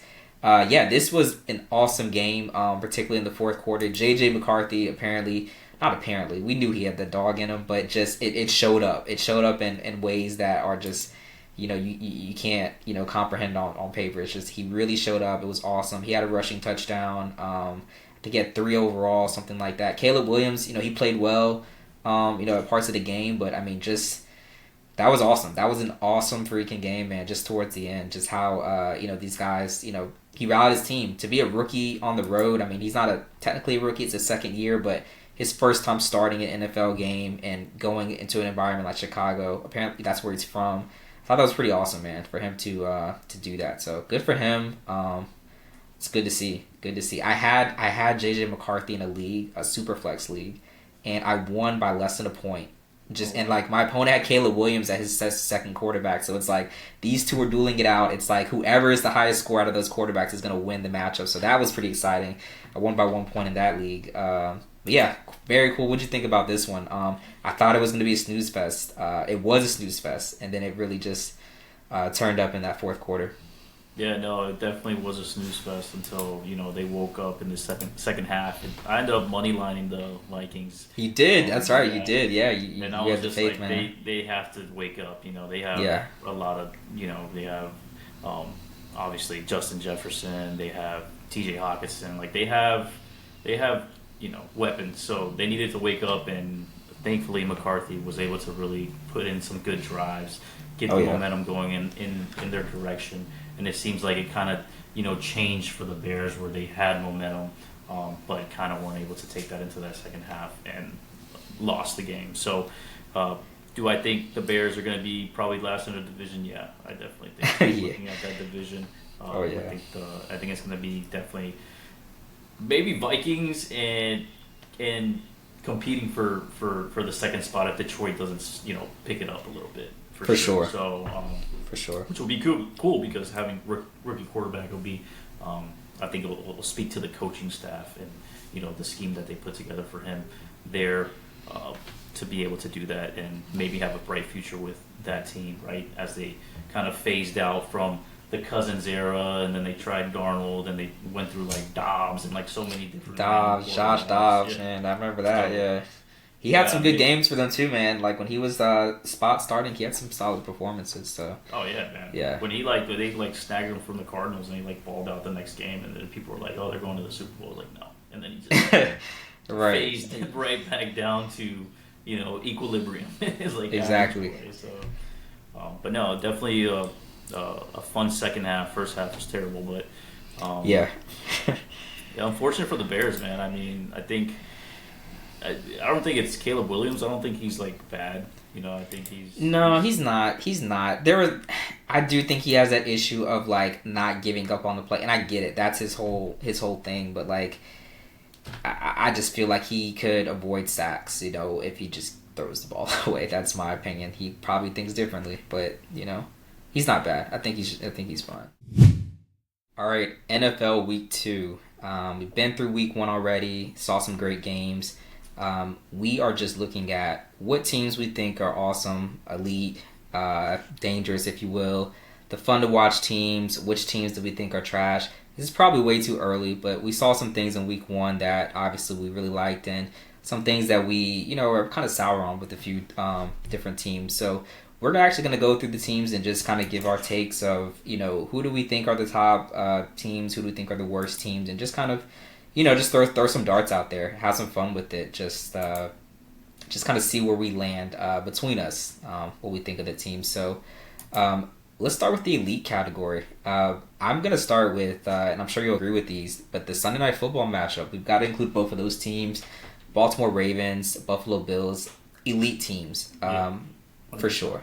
Yeah, offensively, like huge threats. I think they're going to perform well every single week of the season. I don't see this being like a fluke week or anything like that where they kind of, fake somebody out or anything. Down the line, I think they're going to continue to perform really well. So definitely, for me, Bills, Baltimore, definitely that elite category. Absolutely. If I add another team, it definitely would be the Philadelphia Eagles. It wasn't the most exciting game, but they proved that they can win the game without even having to throw the ball too much. They are the defending Super Bowl champions. I think that the Philadelphia Eagles will be obviously a playoff team as well as an elite team throughout the rest of this season. Yeah. Why don't we do this, man? Why don't we just I'll break down each division so we don't get mixed up. Yeah, for sure. So let's do AFC East. So we got Bills already. We talked about it. Okay, what about Miami? Where do you put them? Oh, man.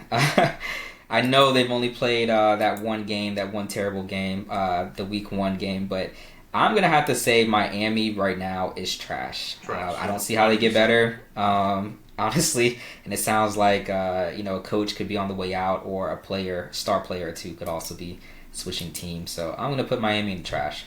Yeah, no, for me too. I think Miami trash. I think just seeing that there's problems starting with personnel and everything like that, I think this continues to spiral down through the season. I don't think they, have a recovery. And maybe, especially if Tyreek is traded away, then where does where do we go from here, right? Absolutely. What about we got New England Patriots? I'm going to put the Patriots in fun to watch. I think they've got some cool new pieces. We've got a new head coach, new receivers. Obviously, Drake May in his second year is going to, step up and just do more with that offense, exert more control. So I think they'll be fun to watch. I don't think they're a playoff team, particularly in this division, but I think they will definitely be somebody that, is going to have really fun, cool games, lots of highlights. Yeah, I'm gonna put them in trash. I think they're overhyped. I think they're not. I think they're gonna be competing with the Dolphins to finish off the year and last.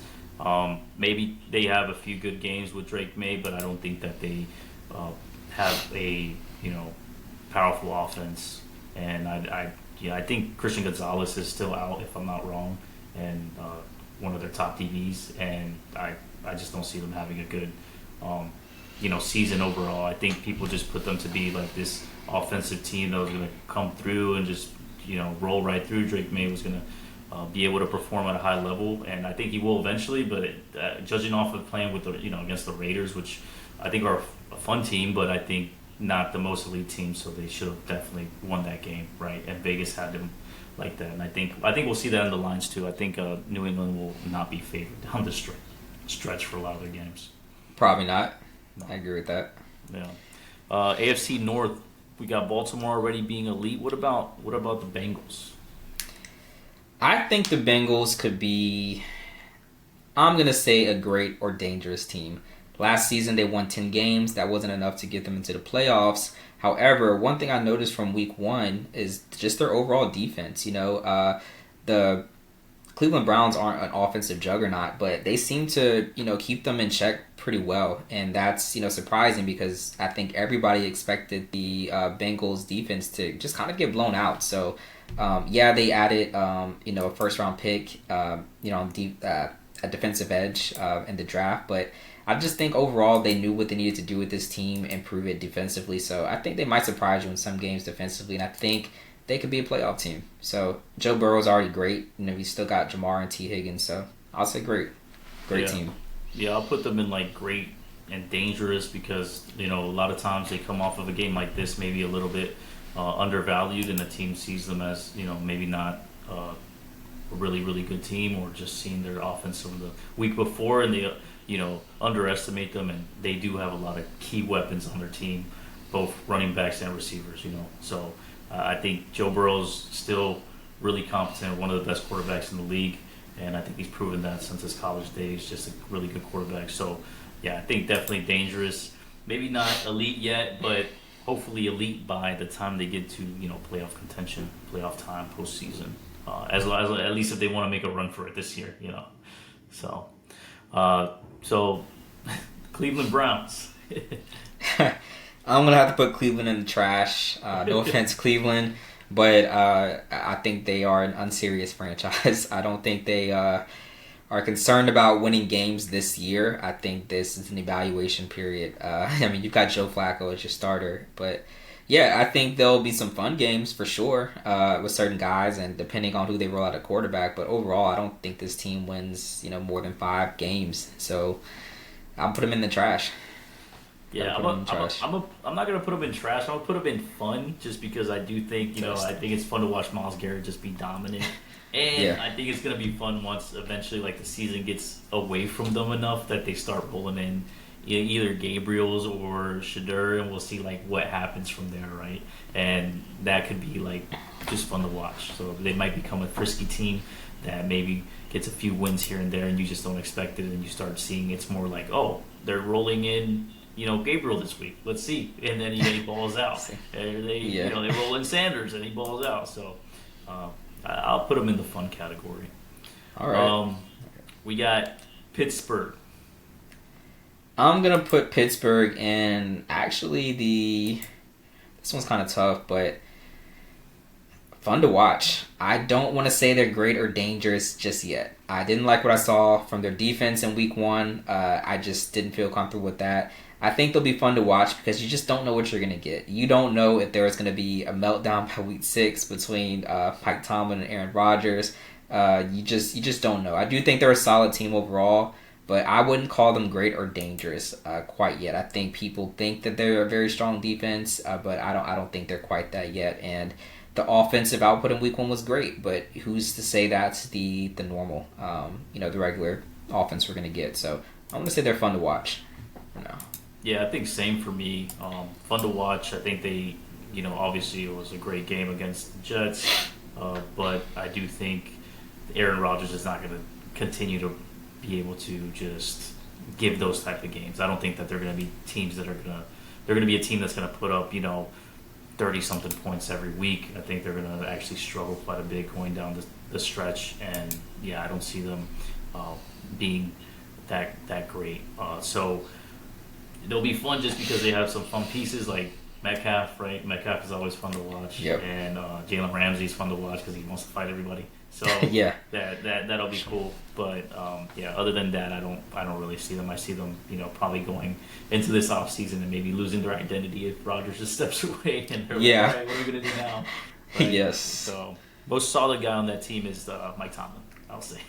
Yeah, I agree with that. I do agree. All right, moving to AFC South, Houston. I think we have a problem. I just think that I think Houston will be a not trash team, but I think they could be somewhere between great and fun to watch. I know that's not a choice, but I don't see them as just being a fun team. I think they are a good football team overall, but I just think the injuries this year are going to probably derail them. Probably some low-scoring matches, but not exactly fun to watch, but they don't have all the pieces that would make them essentially dangerous. I mean, Stroud is still there, so, he's going to ball out as much as he can. But, that's kind of where I place them. Between great and dangerous and fun to watch. Yeah, I'll put them in. I'm just going to say fun to watch for the same. Just really the reason, and the biggest reason is that just the injuries. I think they won't be able to really, have a really good record season with the pieces that they have. We'll see as people start rolling back in. I know Mixon's supposed to roll back in. Maybe he won't. You don't think he will.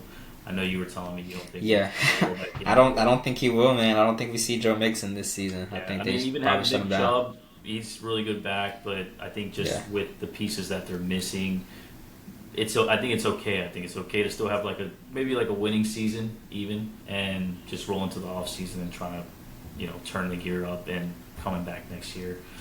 Sure. But I definitely don't see them being dangerous this year. And I think last year nobody did either, but it was kind of just one of those years for them, right? CJ Stroud coming in hot. So we'll have to see.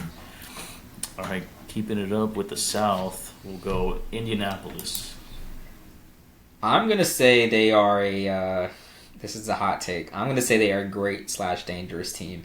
And I had this take sort of before the season started. So I just felt like New York was just too big of a market. The team wasn't right. The scheme wasn't right for Daniel Jones, even though he had moments. I think Indianapolis feels like it's more his speed, just from everything. The play callers, the coaching, just the media attention. I feel like that is Daniel Jones. So I think Indiana Jones and the Colts will be a great, dangerous team. They're going to win games you don't think they're going to win. And they have a great offensive line. They have great pieces. So I think they make the playoffs, and I wouldn't be surprised if they win a playoff game this year. So that's my hot take. I think the Colts make the playoffs. They win a game. Sounds dangerous to me. So. You know what? I'm gonna join you on that, and I'm only joining you on that because of their division, right? Their division is like not the strongest division, obviously AFC South. So I think that's a good. You made some good points with them being able to actually get into the playoffs. I think they definitely are more competent than the Jags. I think they're more competent than Tennessee, and I think that they'll be able to beat out Houston this year with how much they're struggling on the injury side. So yeah, I definitely see them maybe making that run, and it'll be very funny to see Jones in the playoffs. And if he gets a few wins, it'll be hilarious. So. Yeah, that'll be good. And if Jonathan Taylor can turn it up, man, I think for sure they'll definitely be dangerous. You know what I think this season for the Colts is going to parallel? I think it's going to parallel Jones' best season with the Giants, where Saquon was like, him and Saquon were just like awesome. Just even in fantasy, you could start them both. I think this will just be like that. Like Jonathan Taylor is going to be like that Saquon, type of, player for him. So yeah, we'll see. And they won that playoff game that year. So. Yeah, I think we see something similar. Jones will probably do that, then just end up even more like a rich man, and then trash. Yes, and then just yes, and be like a high school coach eventually. I don't know. Yes, there's a little bit of Kirk Cousins in Daniel Jones. Like I can't exactly explain that, but there just is. There just is. No, for sure. Yeah, I can definitely see that. Jacksonville Jaguars. All right, this is gonna be really easy for me. This is gonna be a fun to watch team. When they made the decision to get Liam Cohen, and you see him at that press con. Well, before they even hired him, I heard this story about the Buccaneers. They were like, there was some sort of tampering period or something. You couldn't even go visit or interview with the team. And apparently this guy, in the middle of the night, just left out, did not answer his phone for 2 days. No one could contact him just so he could escape and have this interview with the Jacksonville Jaguars, ultimately getting the job. And I was just like, dude, what is this guy on? This is really interesting. And the first thing I see is when he comes to that press conference and he's like, Duval. And it's like, that is hilarious. So I'm just like, this guy he's a character. I think he's just going to do some interesting things just with that team overall, just how he chooses to. I mean, already the trade, ETN is back to what he was 2 years ago. I just think they're going to be fun to watch. I don't know if that's going to translate to real wins, man. I don't know about Trevor Lawrence. Great in college. I think he's a great passer overall, but it just hasn't translated quite yet to the pros consistently. So I think they'll be a fun team. They're just going to have weeks where it's like, wow, that was a really interesting performance that the team just put up. And it's and you won't see that for another few weeks. So I think they're a fun to watch team. For sure. Yeah, no, I agree. I think they're definitely fun to watch. They have, fun pieces obviously ETN, who's gonna I think have really good back-to-back. And everyone's watching Hunter, man. Everyone's watching him. But I don't think they have the full package to, make a run. No. And I mean, I do think that they're good enough where they can kind of fight. Because Cohen was good. He was good with the Bucs in that role. I mean, obviously that's offense, and this is head coach, but. They'll be fun. They'll be really fun. I still don't understand why they. I think that's a funny thing too. Just being who they have as their wide receiver one. So it's they're an interesting team for sure. Yeah, and if Houston continues to struggle, I mean they're definitely going to be the second best team in the division. So absolutely. We'll see. And if the Colts can't keep it up, then maybe they become dangerous. Who knows, right? We got to kind of keep seeing how their offense performs. But yeah, definitely fun for sure. Maybe possibly dangerous going down the stretch. We'll have to see. Yeah. And then to finish off the South, we got the Titans. What are we thinking for the Titans? Unfortunately, I'm going to say the Titans are trash. They're not going to be fun to watch to me just because I think Cam Ward is going to be fun to watch. I think overall that team is not going to be fun to watch. So he's going to make plays. He's going to do things that are really awesome to see. But just outside of that, I think we just have a kind of a boring football team. They don't have enough I don't know what you want to call it, pizzazz, just in that offense overall. So it's just kind of a boring team to watch. They're not going to be on prime time. The NFL kind of knew this going into it. I do think Cam Ward is a special talent.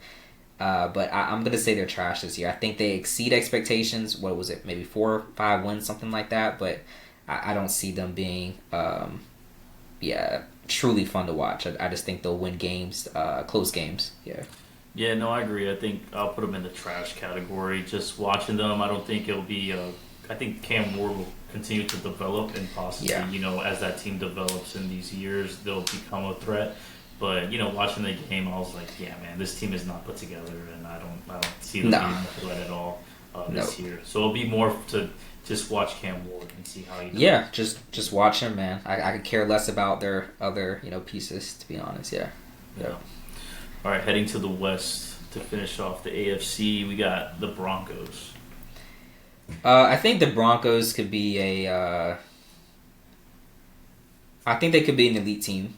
That defense is a Super Bowl defense, just on paper. We saw how they responded in Week 1. I think that they just have the pieces around them. Bo Nix, obviously, if he plays at the level he played to end last year, returns to that, I think that they're probably an elite team. Particularly in that division, I think they could easily beat, not easily, but they could beat the Chiefs this year. I mean, they kind of do that. They split games, but maybe even beat them twice. It's a possibility. And if they do that, I mean, they are a definite playoff team that you need to watch out for. Just that defense, travels in the playoffs. So, if their offense stays good, R.J. Harvey continues to develop, their receivers are solid. They have a very all-around good team. So I'd say they are elite, but not flashy. So they're elite, though, I think. I'll put them in dangerous just because obviously I don't think they have like a fully proven quarterback, right? So I think they're dangerous where they're in a division that has a lot of dangerous pieces. So do I think they have to play well to just even get a postseason spot? Yeah, I do think so, because the AFC is going to be one of those divisions where you got to remember they have the Chiefs. I know they lost, but the Chiefs are the Chiefs, and if they don't win their division, then they're fighting for a wild card spot. And if Bo Nix can't perform well at the same level or get better, really, which is what you want to see, then I just see them being dangerous. I don't see them being elite yet, just because that piece isn't really there. And like you said, R.J. Harvey, he's a rookie, man. I mean, he's developing.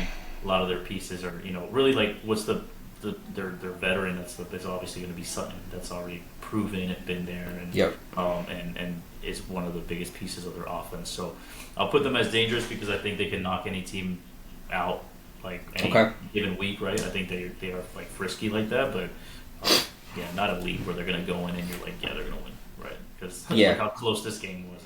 It was. They couldn't. I do think Tennessee probably, like Bo Nix going up against Tennessee. I think their defense is like sneaky good. I think you'll see games where Tennessee, they are like huge dogs, but that defense is going to keep them in games, even though it's low scoring offense, for them. But yeah. All right, going to, let's see, Kansas City Chiefs. I'm going to go and put them in the elite category, man. I just can't doubt Pat Mahomes, man. And I drafted Pat Mahomes the year that he put those 50 touchdowns up, man. I watched the last game of the season the year before, and I was like, dude, this guy is nice, man. Andrew Luck's my QB1. I'm going to get this guy, Pat Mahomes, in the last round. Obviously, he won me my league, that year. So, dude, I'm just a believer in him. I'm never going to doubt that guy. But that defense is still good, man. They can stop the run. They will shut down the run. And I think in the playoffs, even if they aren't the highest seed, they get in, you can stop the run. I think you can kind of do anything. So that defense is still there. They still have a good offensive line. Their problem right now is injuries to their offensive pieces and their run game. They have to, I don't know if they trade to get a guy because Pacheco seems to have lost his juice. So they can fix that problem easy, the run game, because they have a good O-line, and their guys got to get healthy or off suspension. Like, that's going to be their problem. I don't think we see Xavier Worthy again this year, to be honest with you. I think he's probably going to have a season-ending surgery. So, yeah, they got to figure that piece out, the receiving core. Yeah, no, for sure. I still put him in elite just because I think Hollywood Brown stepped up, this past week, and he still had a really good week. So I still think that they have, pretty good overall receivers with Juju, Hollywood Brown. They utilized Kelsey. He was one of their touchdown scorers, so he's still relevant. And like you said, man, Pat Mahomes is just an elite quarterback in this league, and that's usually what it takes to win Super Bowls. Is you have to get that piece right, and they have it. And obviously the coaching staff and just everybody the scheme that they develop, everything that they do it really well. So I think they're elite, and I don't think it was a fluke. I think the Chargers they're pretty good this year. And it's the injury thing. I think that really messed up their game plan. I think they were really counting on Worthy to be their guy. They probably had all these exotic, things they were going to do, and now it's all out the window. So, yep. It'll be definitely keep them in the elite. I don't think if you shouldn't bet against them, right? Because they're gonna make something happen, right? They absolutely are, man. Yeah.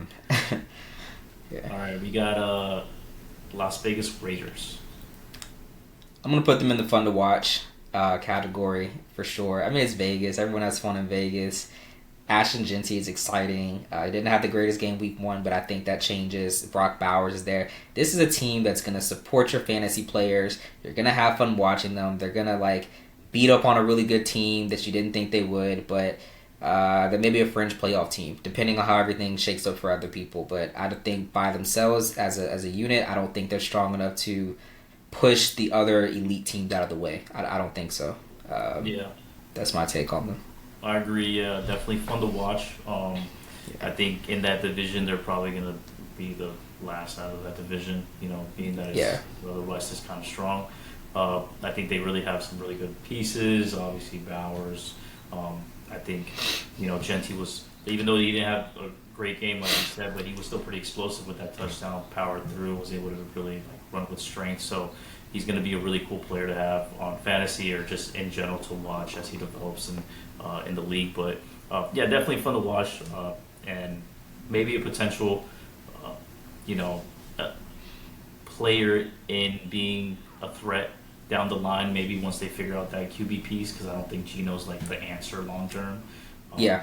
They just don't have enough pieces overall to elevate that team. It's like when you have a team that's really good and the quarterback is average. The team isn't so good where Geno was just average. Well, I think he's above average. It's not built that way. So I don't think they can do that.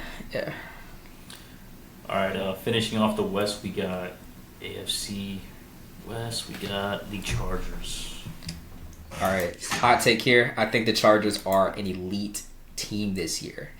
I think the missing piece for the Chargers and Justin Herbert was coaching. And when Jim Harbaugh came over, he's not just coming over to collect the check. He reached the mountain peak in college, and he would like to reach the mountain peak in the NFL. Obviously, he's been to the top of the mountain, but he got defeated by his brother. So I do think he's coaching in the NFL for a reason. He's there to win it. He's not just there just to take a job and just although you could be, but I do think that last season was really good for Herbert, one of his best seasons statistically. He didn't throw for a lot, but he had 3 interceptions the whole year, and I think in the playoffs he had 4 in one game. So obviously the playoffs were bad, but they have a complete team now. They have an awesome run game.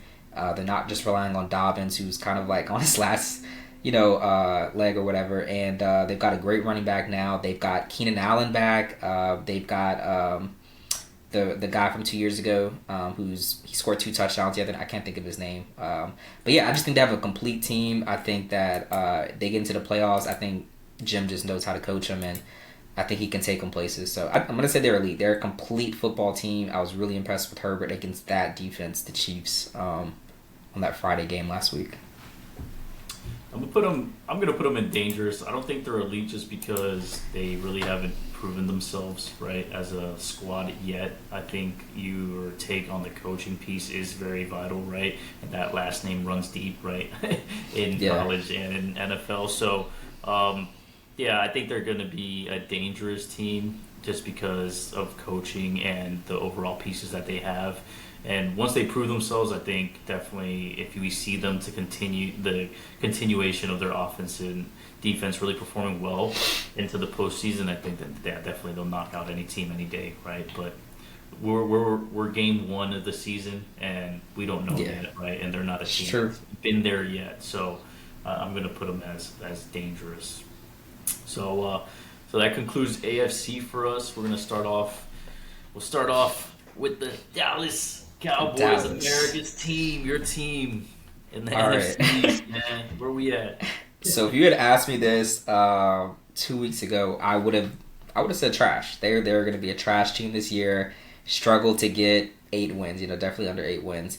But after watching week 1, I think there's been a clear focus on cleaning up things on defense that they've been terrible at for years, and that's stopping the run. I think it was impressive how they held Saquon, yardage wise to what he had. I think he was under 70 yards or so rushing on the ground. And I just think there's going to be an increased focus on that. And I do believe that the guys they have on that roster now, they don't expect to win the Super Bowl or be a playoff team necessarily. I think that's kind of the vibes going out of there. But I do think there's an increased focus on maximizing, who they have. Just everything from that rookie head coach to they're just an underdog team. So I think you're just going to see them, kind of compete in games and probably still lose, but just compete in a way that was like, oh yeah, I like how they competed. Like they don't look too bad. So I think they'll just be fun to watch. I think Dak and CD are just gonna go, and Pickens are gonna be crazy on offense. So that's gonna be really cool, but definitely not great or dangerous at all. They just don't have the overall pieces, to compete like that. Particularly in the NFC East, where the Eagles and Commanders are gonna probably be the top teams. Yeah. I see. I don't agree, man. I think they're dangerous. I think seeing them Sunday, I think they're dangerous because I really think they could have beat the Eagles. I don't think that the Eagles dominated them like they didn't. They did not. And if if the Eagles are looked at as the most elite team in football, being Super Bowl contenders, and coming back and having really good pieces still available, healthy, and everything, and they didn't just run over the Cowboys. That why wouldn't they, be a dangerous team? Why couldn't they knock out, the Commanders, who really didn't dominate the Giants? They didn't go in there and put 40 on them or anything crazy, right? So it's weird because I think I believe in your team a little more than you do, but I think definitely. I just know this team, man. That's just where I'm at with them. Like I know they're setting me up for disappointment. I think Dak looks good, and I think George will just continue to adapt into the scheme and just continue to get utilized. He's an absolute threat downfield, and CD, and I think that was a fluke week, man. For sure. That guy's still super elite. He's gonna catch the ball. Really, it was only one drop that truly counted, that extended diving. For sure. Yeah, that one. Come on. People out here criticizing him, they freaking throw their back out when they grab a pen from the floor. Relax. For sure. Dude's doing acrobats, in the air. So I think I'm gonna put him in dangerous. I think they're a dangerous team, yeah. For sure. I think they're just playing free. I think, Dak is like, well, we have nothing to lose. There's not really strong expectations this year. So I think they're playing kind of free a little bit. But, yeah. So let's move to the Giants. We're going to put the Giants in the trash can. Yeah, it's pretty easy. They just don't have... Look, Jackson Dart could go out there and just look really good, but they just don't. I don't overall as a team, the coaching, I think they might need a change there to be really good. The run game, just needs some the O-line. They need some pieces. I think on defense they've got pieces, but I don't think they're ready to compete just yet. Yeah, no, I'm just gonna say trash. I watched the game and that's all I needed to see. And I was like, we'll just see how the coaching drama unfolds, and that's about it. Oh, that'll be interesting for sure. That will be interesting. Yeah. So we got the Eagles. We already elite. Yeah. I'm gonna put the Commanders at great. Dangerous. My reason is that if you look at the Commanders' schedule last year, they have one of the easiest schedules in the NFL. Jaden Daniels was a guy that I liked in fantasy, particularly drafting. I was like, oh, he's going to be good. He's going to rush. He'll be a late round pickup, and he was. And I won a fantasy league with JD. However, this year the schedule's a little bit tougher, and they won a lot of games that were one possession, kind of went down to the wire, and that's how they won.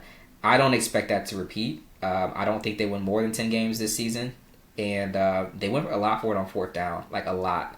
And I think they were 80% success rate. I don't think you can sustain those type of numbers. Although I do think this offense that they have is conducive to that. So, because of all those factors, tougher schedule, you cannot repeat those statistics very easily. I say they went under 10 games.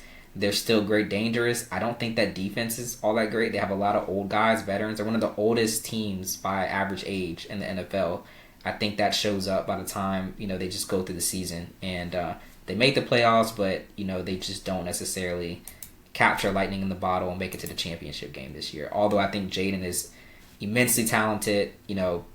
I think just the team construction, is going to kind of probably stop them. Yeah, no, I think you summed it up pretty well.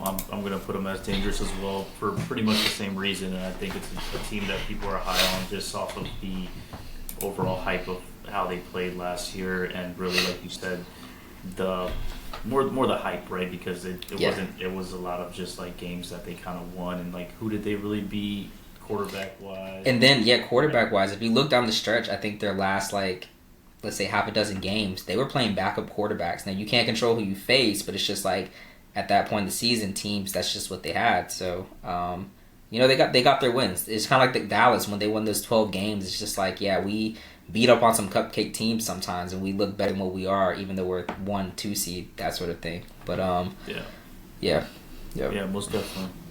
All right, NFC North, we got the Bears.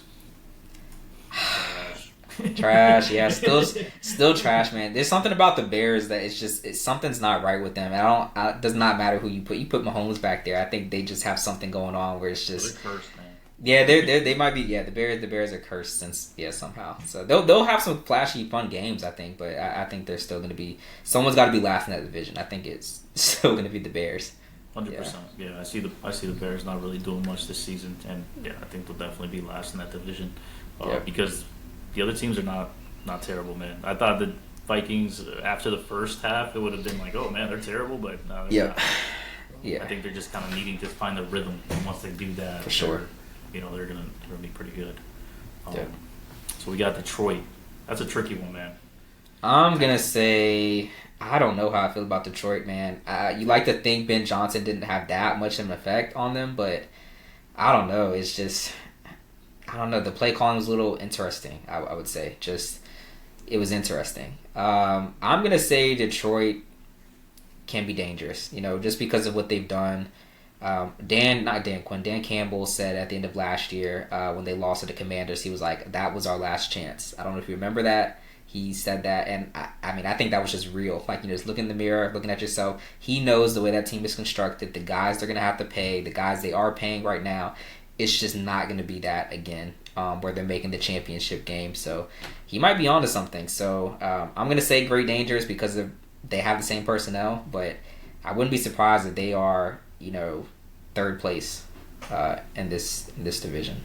Yeah, I think they're like almost like a hybrid of dangerous and fun just because of the pieces they have. It's always going to be fun to watch them because they could, pop off at every moment. But watching them on Sunday, I was like, wow, is this team trash now? Like, they did not look good at all. And well, if that continues to be the case, like after this week's matchup, I would sell on them. I would say, wow, Detroit is not Detroit like that we expected at all. No, not at all. So, which is unfortunate because I definitely was rooting for them hard to continue to be explosive, but I think definitely dangerous where maybe they turn it on next week. Jahmyr Gibbs has like a touchdown and like 120 yards, and I could easily see Detroit as like an 8-win team. Like that sounds really crazy right now, but maybe 9-win team, winning record, but just still not enough.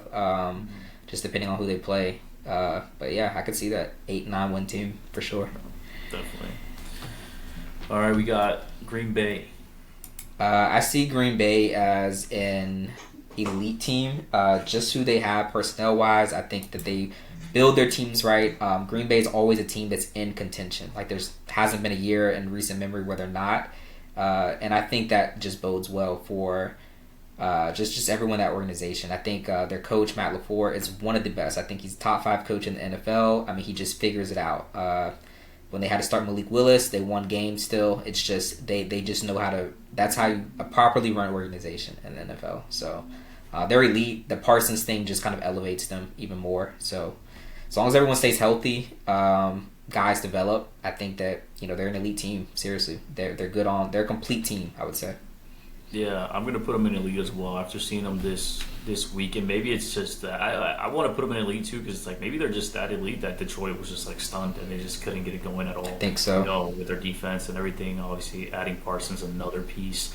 LaFleur, like you said, an elite coach. So I think they're definitely gonna win that division, and yeah, I see them definitely making a deep run this year for sure. Oh yeah. Yep. To finish off, we got the Vikings in that NFC North. Man, I'm gonna give them probably the Great Dangerous. I don't think we saw enough because it took all 4 quarters for us to see, kind of what they're made of. But that was promising. It just seemed like they never really gave up. They never let the moment, particularly JJ McCarthy, get too big for them. And just what we've seen with Kevin O'Connell elevating quarterbacks, it doesn't really matter their skill level, seemingly. They just seem to always play very well or just always very well prepared. So I'm gonna say they're great dangers. And that defense is nothing to laugh at either. Brian Flores, he's still the defensive coordinator. He's amazing. So we'll see. We'll see. I think they're gonna be a great dangerous team.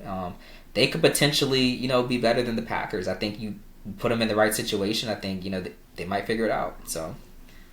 They've got elite receivers too. As long as you got Justin Jefferson, I feel like you've got a chance for sure. Yeah, I'm putting him in fun just because it's McCarthy's first year and it's first game against a team that's trash. We just rated as trash. That's true. So that's true. Anybody that's a true test. So I'd like to see that before I move them up. I think they're fun just because of having the receivers that they have. I think Mason backing Aaron Jones is fun. Like he had quite a few explosive runs, and I think they can utilize their running game really well. So just depends on where McCarthy goes from here, and maybe they can move up. But I see them as a fun team as of right now for sure.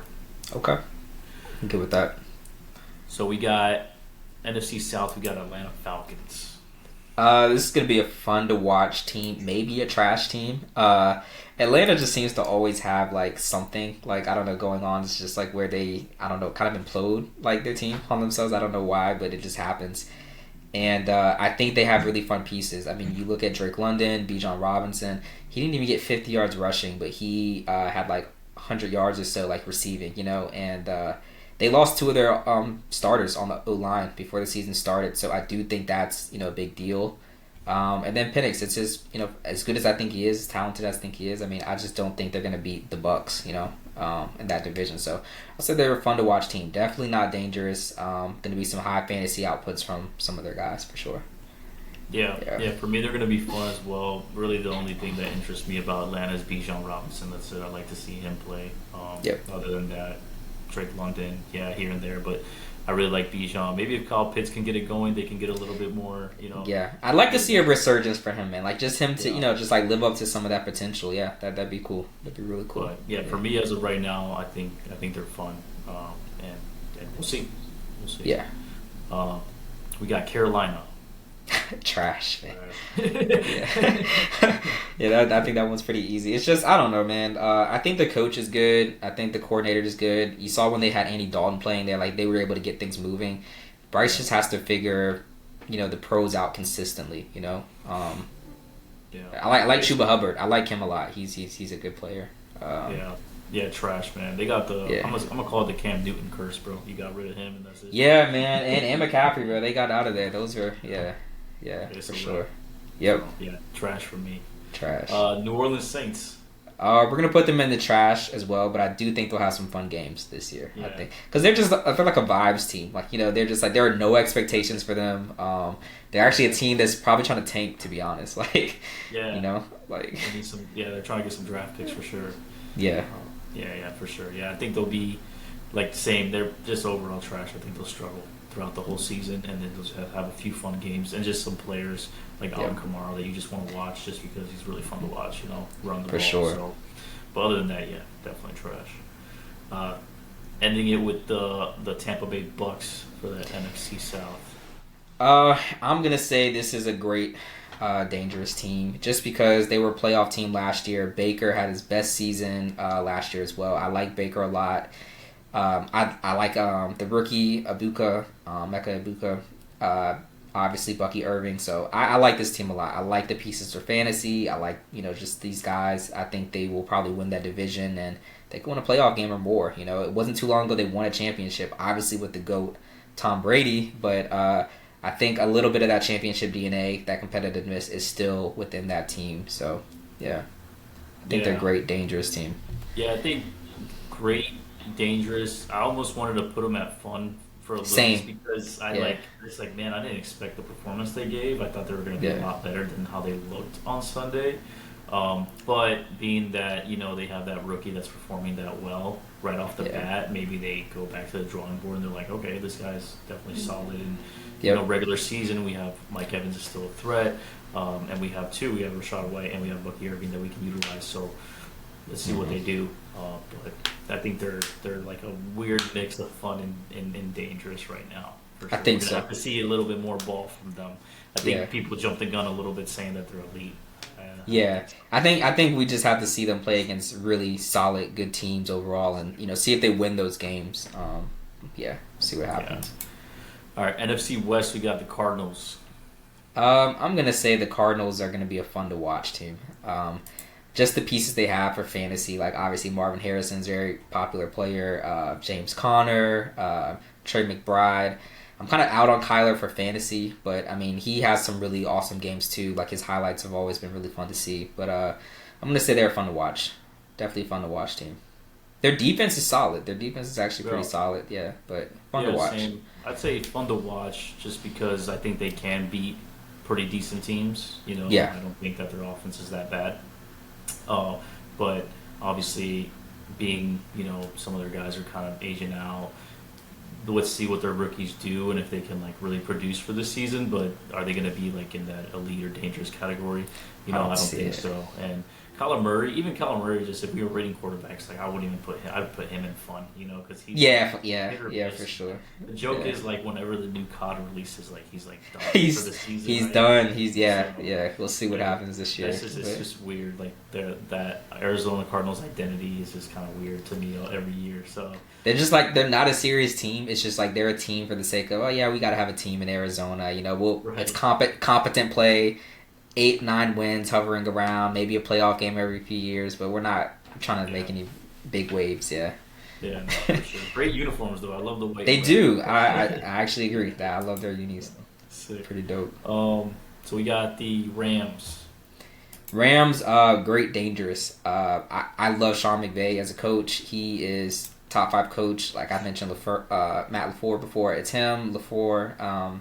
Andy Reid, I'm missing, the other 2 guys, but those are the best coaches in the NFL. He just figures it out every year. He seems to be one of those guys that, towards the end of the year, you don't know if they're making the playoffs, and they just they make the playoffs, and they'll take one of the better teams to, they took the Eagles, really closely in the playoffs last year. They could have potentially won that game, but I would say great, dangerous. I wouldn't say elite, but definitely a very solid team, especially if everyone stays healthy. Yeah, for sure, dangerous. I almost want to put them in elite just because Stafford, same. I think if he stays healthy, I think that they'll be able to really beat any team in the league. They'll be able to produce really good offense. Puka's already starting off the season with a really good over 100 yards receiving. So if he stays healthy, I think they'll be really dangerous. And I think in that division, seeing how the Niners kind of performed.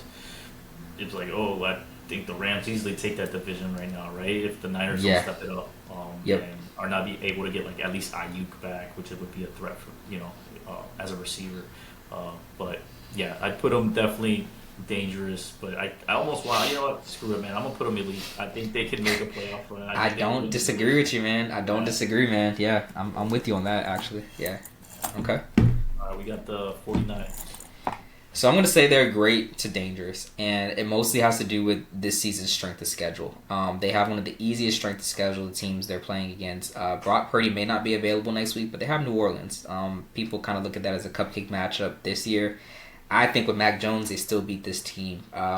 If they can wait a few weeks and get some of these guys back on offense, I think they're pretty solid. They brought back Robert Saleh to kind of mend the defense a little bit, so he's always been a great defensive coordinator, so I think they're solid there. Purdy is still Purdy. I mean, he's pretty good. I don't think he's underrated. I mean, overrated at all. He's pretty good. But if they get their guys back on offense, McCaffrey stays healthy, dude, I think they're a great to dangerous team, man. It's them and the Rams, pretty much. Yeah, I think obviously they've been so good, man. It's just I'm going to put them in just fun just because of the injuries right now. Kittle being out, Purdy, we don't even know yet. They barely won their first game. I mean, I think they win 10 win. I think they win 10 games, man. Like no matter what, I think they do. Yeah. I think I hit the under on that. I think I hit the under on that. But that's just me. Yeah, I think fun, man. I think they have pieces. I think if Ayuk comes back and starts just balling out for them, sure. They start, Christian McCaffrey starts having really good games.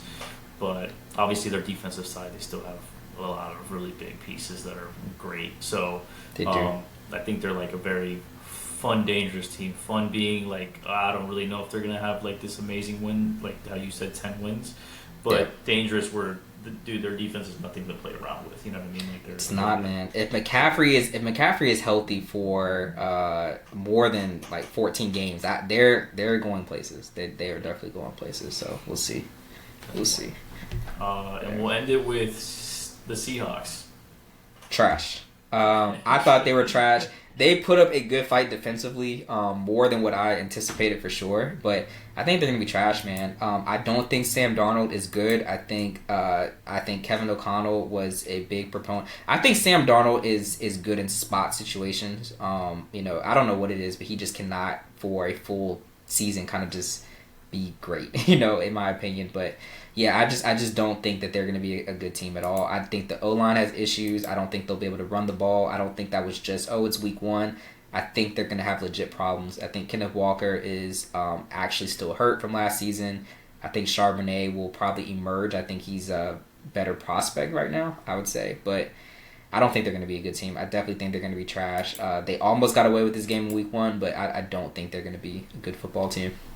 Yeah, same. I would have even last year, even though they had a great, season, the Vikings, I would have put them in this trash category because of Sam Darnold. I do not believe. Okay. It's funny because I believed in him because he was on the Vikings. Like when people, I'm not gonna draft, I'm like, I'm drafting Justin Jefferson this year. Like, and I picked up Sam Darnold in my league. Like I just knew, like they because of the Vikings. If it was any other team, I would have just left it alone. But again, Justin Jefferson's like in a caliber of his own. He is. He's the best receiver in the NFL. I know Chase has had the Triple Crown, but it's JJ Jettas for sure. Maybe Justin Jefferson's the Panthers' fix. Oh my God! If he ever goes to that team. But he'll probably be like 35. Exactly, and he might still be doing it, man. He might be on a Jerry Rice trajectory, just still doing it at a older, advanced age.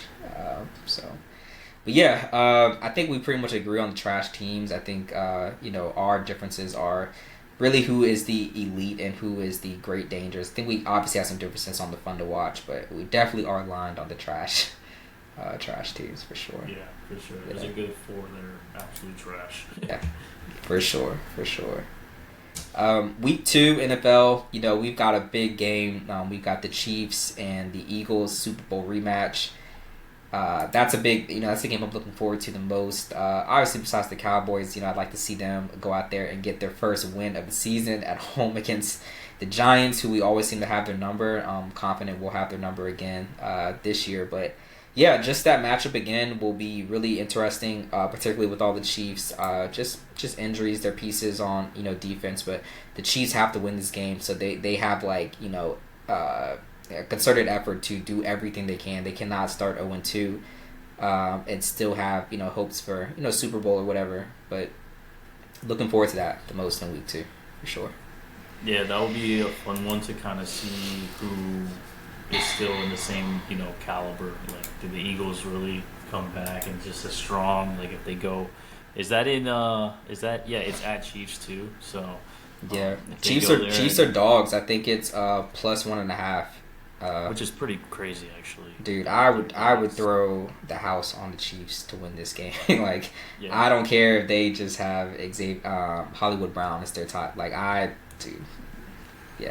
I think no, it's definitely going to be like the must-watch game, especially for 4 o'clocks. And it's going to be a good one. I think it'll be an over game. Honestly, I don't think that it'll be a defensive battle. I think it'll be more like who ends up just scoring the most. And I think that might be one of the ones where I take freaking Pat Mahomes and Hurts to hit a touchdown parlay right there. Oh my God, yeah, both of them rushing touchdowns. Yeah, Mahomes over his rushing yards, whatever his number is set at. Whenever he has injuries on offense, like his skill position players, like this dude's running. Like he is definitely running. So no, 100%, 100%. I don't want to say easy money because there's no easy money. No, it just feels like one of those games that they have to throw the kitchen sink at the Eagles. They have to do everything they can. Every yard, every inch is going to matter. So they will have to do everything. If they start the season 0-2, that's wild. That is wild. I think they have not started 0-2. I saw the stat today since 2014. So that's before Mahomes even arrived there. And so the dynasty talk is over. It's going to definitely pick up if they start 0-2. But yeah. Most definitely. Week 2, there have been a few trades already. The Jacksonville Jaguars, I think we kind of touched on this in an earlier segment. They traded their running back to the Eagles, so he will probably be Saquon's direct backup. The guy they just traded. I know they have Will Shipley, but I think Tank Bigsby. Yeah, but I think Saquon's direct backup had some sort of injury, Will Shipley. But they still got A.J. Dillon, but... they probably just want to big AJ Dillon, he was pretty good then, like when he was in Green Bay. He was. Yeah, when Aaron Jones missed time, I definitely put him in my lineup for sure. He's got to be at least like 30 by now for sure. Probably so. Well, he can't be older than Saquon. I don't think he can be older than Saquon. I don't know. I think Saquon's like 28, 29. Yeah, something like that. Yeah. I don't think he's older than Saquon. Who knows?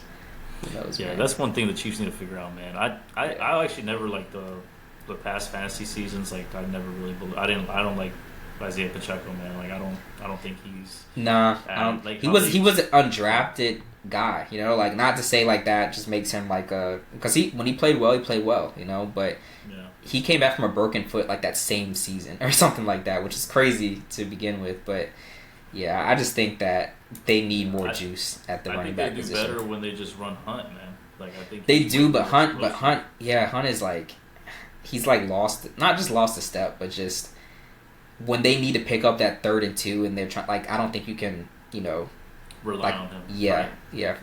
In my opinion. So they need someone younger probably. He's also an older guy, He's not like he is older now. He's not. But I know. Yeah, when he that was pretty crazy. That ended his first run there. All right, so we play fantasy football. We enjoy it. It's that time of the year again. We want to get into our reflections, our overreactions, the guys we're right about, the guys we're wrong about, waiver wire ads and drops, that sort of thing. Just after week 1, a lot has happened. Week 1 is typically some of the biggest waiver wire movements that you'll see. Everyone has fab. Everyone's, super engaged. No one's losing too bad. So where were we right, I guess? I know we are in a few fantasy leagues together.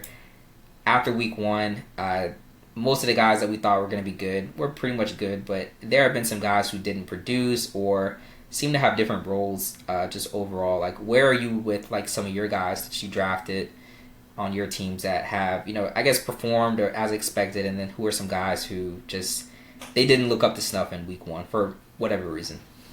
Yeah, a few guys for me. Biggest one is going to be Travis Etienne. I mean, he performed a lot better than I even expected to. I'm glad he ended up just balling out the way he did. I think he's probably one of my best just value pickups, really, because I picked him up like super late, man. So he's going to be a running back that I think is going to continue to produce for Jacksonville and really in fantasy going to be really good because he's explosive and they're going to utilize him a lot. Another guy was Nick Chubb. I picked him up, and a lot of people didn't want to, and I thought he was going to do great. I think he's still going to really perform well throughout the season. And, if Stroud struggles, they're obviously going to run the ball. And if he can produce, he's going to be, as he gets those first downs, and obviously that's like super big for fantasy points. He'll be out there, getting 50, 60 yards, a few first downs, and be able to produce some good quality points for the league. Another guy going to receivers was Michael Pittman. Now that Jones wants to show up, I picked him up. I left him on my bench, and he balled out on my bench. And now I'm like, man, I'm glad I picked him up because if Jones continues to be, competent and throwing the ball the way he is and connecting, and the Colts are nice, this season, then Michael Pittman's going to be a nice, probably backup for me just because I have some good receivers on some of my teams. But like Terry, man, if Terry keeps struggling, then you're out, bro. And Pittman Jr. is going to go right in there and take that spot. So that Jalen Hurts for quarterback was great. He's going to continue and I think be really good. I was just hoping that they wouldn't change what they've been doing, which is utilizing him in the run so much, which is awesome for fantasy because every time he scores a touchdown or just rushes, you're going to get a lot of points. And for sure. And the biggest really let down for me was Laporta out of Detroit, and he did good. Laporta had a decent stat line for week 1. Yeah, but it's not really more. It's more how Detroit did, and I'm just like, man, I drafted him like pretty high, man. I drafted him like 5th round, maybe 4th round, around there. I was like, man, he's a good, solid tight end, and just seeing how their offense has been doing as of week 1, I'm like, man, I might not have a good tight end. I should have maybe gone with, maybe like a T.J. Hawkinson or something like that. Who did not have a good week. I don't think Hawkinson had a good week 1. I don't think he did. That's true. And really talking tight ends, man, what tight end did have? Probably like some of the rookies did. Bowers had a great week. Bowers. But he goes way too high, man. I couldn't take him. Yeah, I could not. I could not do it. I was like, not that sort of capital, for a tight end. I couldn't do it. He went a little too high for me. But, yeah, other than that, man, I hope some guys that I have that I still like, the main one is Adam Thielen. I hope as the Vikings maybe find their way, they start utilizing him. He got a 2-point conversion, but hopefully you just start hitting him and not just looking at Justin Jefferson, maybe sharing the ball a little bit. I do have Devontae Smith, but we'll see. He's been kind of on the down. Yeah, so other than that, those players have been really effective for me. I went on Jerome Ford from Cleveland just because he did have, like, last year when Chubbs went down, he had a really good rest of the season as the number 2 and they basically ran him a lot as RB1, and he did great, but he just did not have the touches this year. So probably will drop him out, and I don't think he's going to get much action. But yeah, other than that, I got Cam Ward. Cam Ward is like a good guy to have if you have like a dynasty league and you're just going to let him sit there, because I agree. I mean, at some point, if he's just taking up space on your bench, and is he really going to produce? Maybe.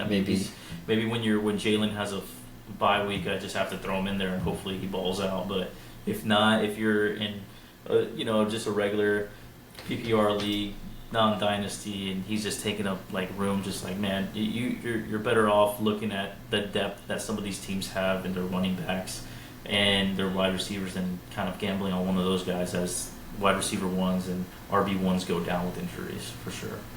Yep, that's a fact. That is a fact.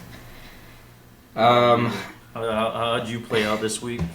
So I'm in 6 leagues overall, and I'll start with the leagues that we're in. So your league, I didn't win my first matchup, but it's okay. I think the team that beat me was the highest scoring team for this week. So you gotta live with those defeats. But I would say for me, Tyreek Hill is a player that I didn't think he'd be like 2023 like Tyreek Hill, but I expected a little bit more. But overall, the whole offense was down, so maybe it's not just him and some of the issues outside of just football. Maybe it's just like they got to fix the offense in general. So yeah, a little bit down on Tyreek Hill, so that's a slight disappointment. But up on T.J. Warren, that's a guy who I was trying to get in every draft, just depending on how things were going for me. And I do have him in your league, so that's pretty cool. But I am going to start him this week. I had David Njoku, and the way they are running that 2 tight end set out there with the rookie tight end, I just don't feel super confident. I feel a bit more confident starting with, I said T.J. Warren, Tyler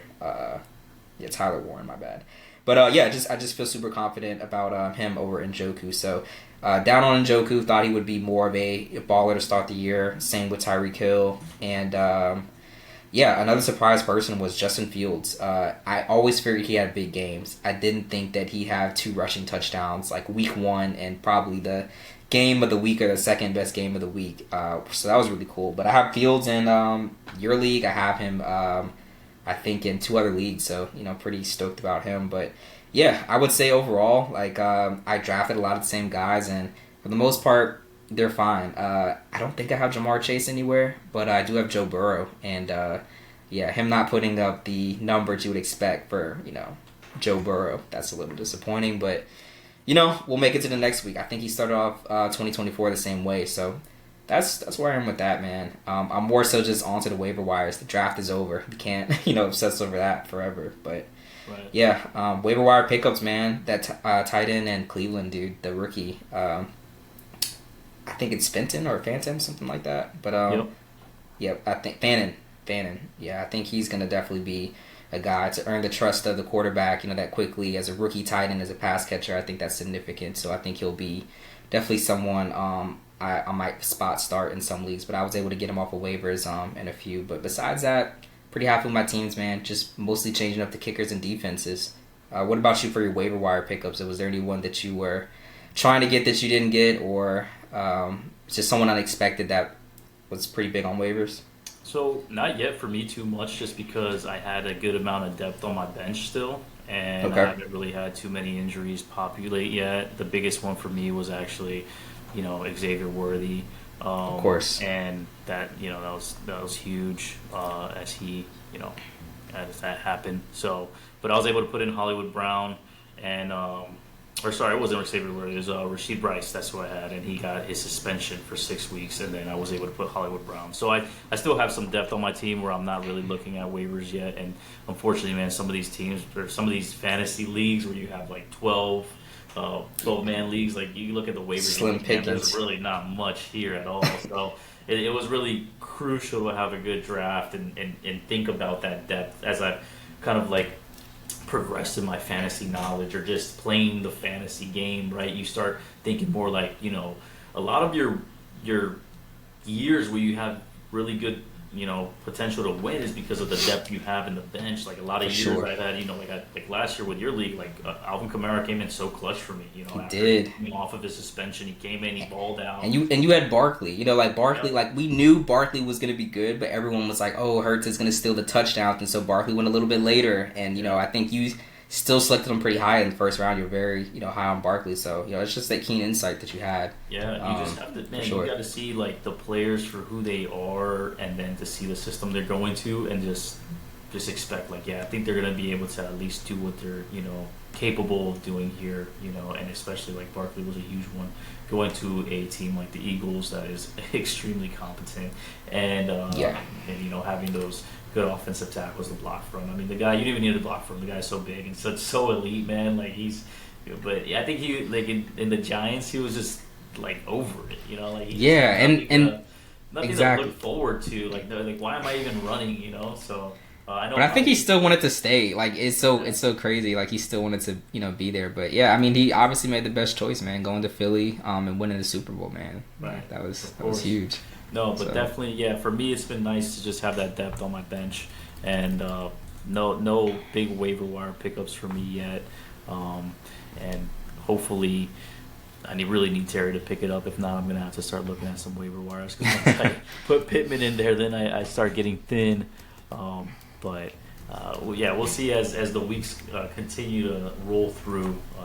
I think one of the key things too is just some as weeks roll through and some of the guys start getting, having good weeks or whatnot, and if you have a good amount of depth, is to start looking for, potential trades for your weaknesses, right? Like if you just, just don't like, I don't like hogging players or whatnot. Like I know, like I've had years with your league that you're like, really, you're trying to trade me this guy, and I'm like, well, he's just riding my bench, man. Like I don't need him. I know he's like a great, like he's performing great and everything, but like, what's the point if I am slacking in another? I need a good overall team. I don't just need like 2 or 3 really really good players. So for sure, whoever's high on your leagues out there that are just gonna ride your bench, definitely look at those weak spots and trade the hype, man. Sometimes it's good to just trade the hype on these players.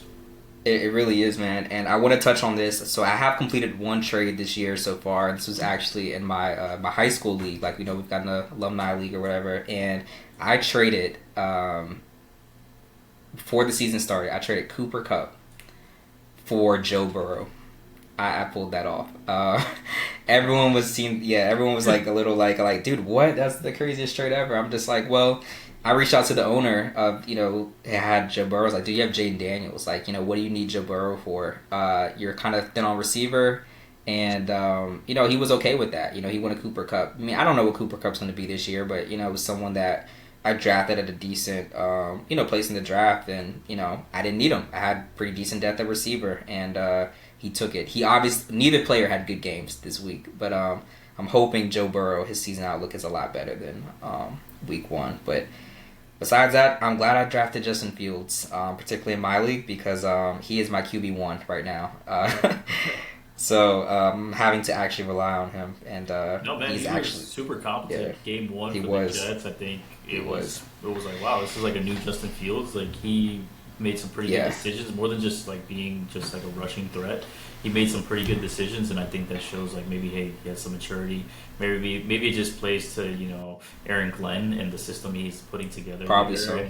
And he's just is able to really utilize him well, and it just seems like he's going to be pretty good this year for the Jets, and maybe a little different than we've seen in the Bears and then saw the Steelers, and hopefully for him, because he's young, and I mean the Jets need a franchise quarterback, so hopefully it works out and he is the guy that we've been waiting for. And the best part about Fields and his new situation, I'll just end with this, is that, he doesn't have to worry about someone behind him, or just like speeding up his development like they did in Chicago. That, oh, you're not good this year? Well, we're already looking forward to Caleb Williams or whatever. He's going to have time. They already paid him, so they're going to let him play. And that's good for him. So, yeah. But that'll wrap up our fantasy talk.